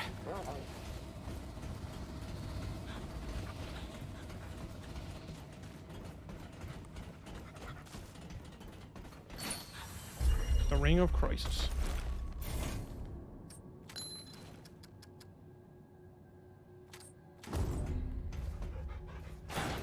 Absolutely none the wiser. Okay, I actually, do you know what? I'm gonna end this stream here because I need to. I don't know. I need to figure out where I'm actually going. I've just been running around doing random stuff, and I don't know how to progress the story. So I will figure that out. But I mean, how long did I play? I played for 3 hours, and I don't know what I'm doing. But thanks everybody for watching. I appreciate you all, and I think I broke 2,000 subscribers as well, which is nice. I might have dipped back down very well because I did hit 2,000. Yeah, and then I dropped to 1,999. But anyway, doesn't really matter. Not like subscribers really count that much anymore. But thank you everybody for watching, and I'll see you all in the next stream. I'll have a review for this and Pikmin out sometime next week. At some point, I'll be streaming more. So yeah, thank you. Goodbye.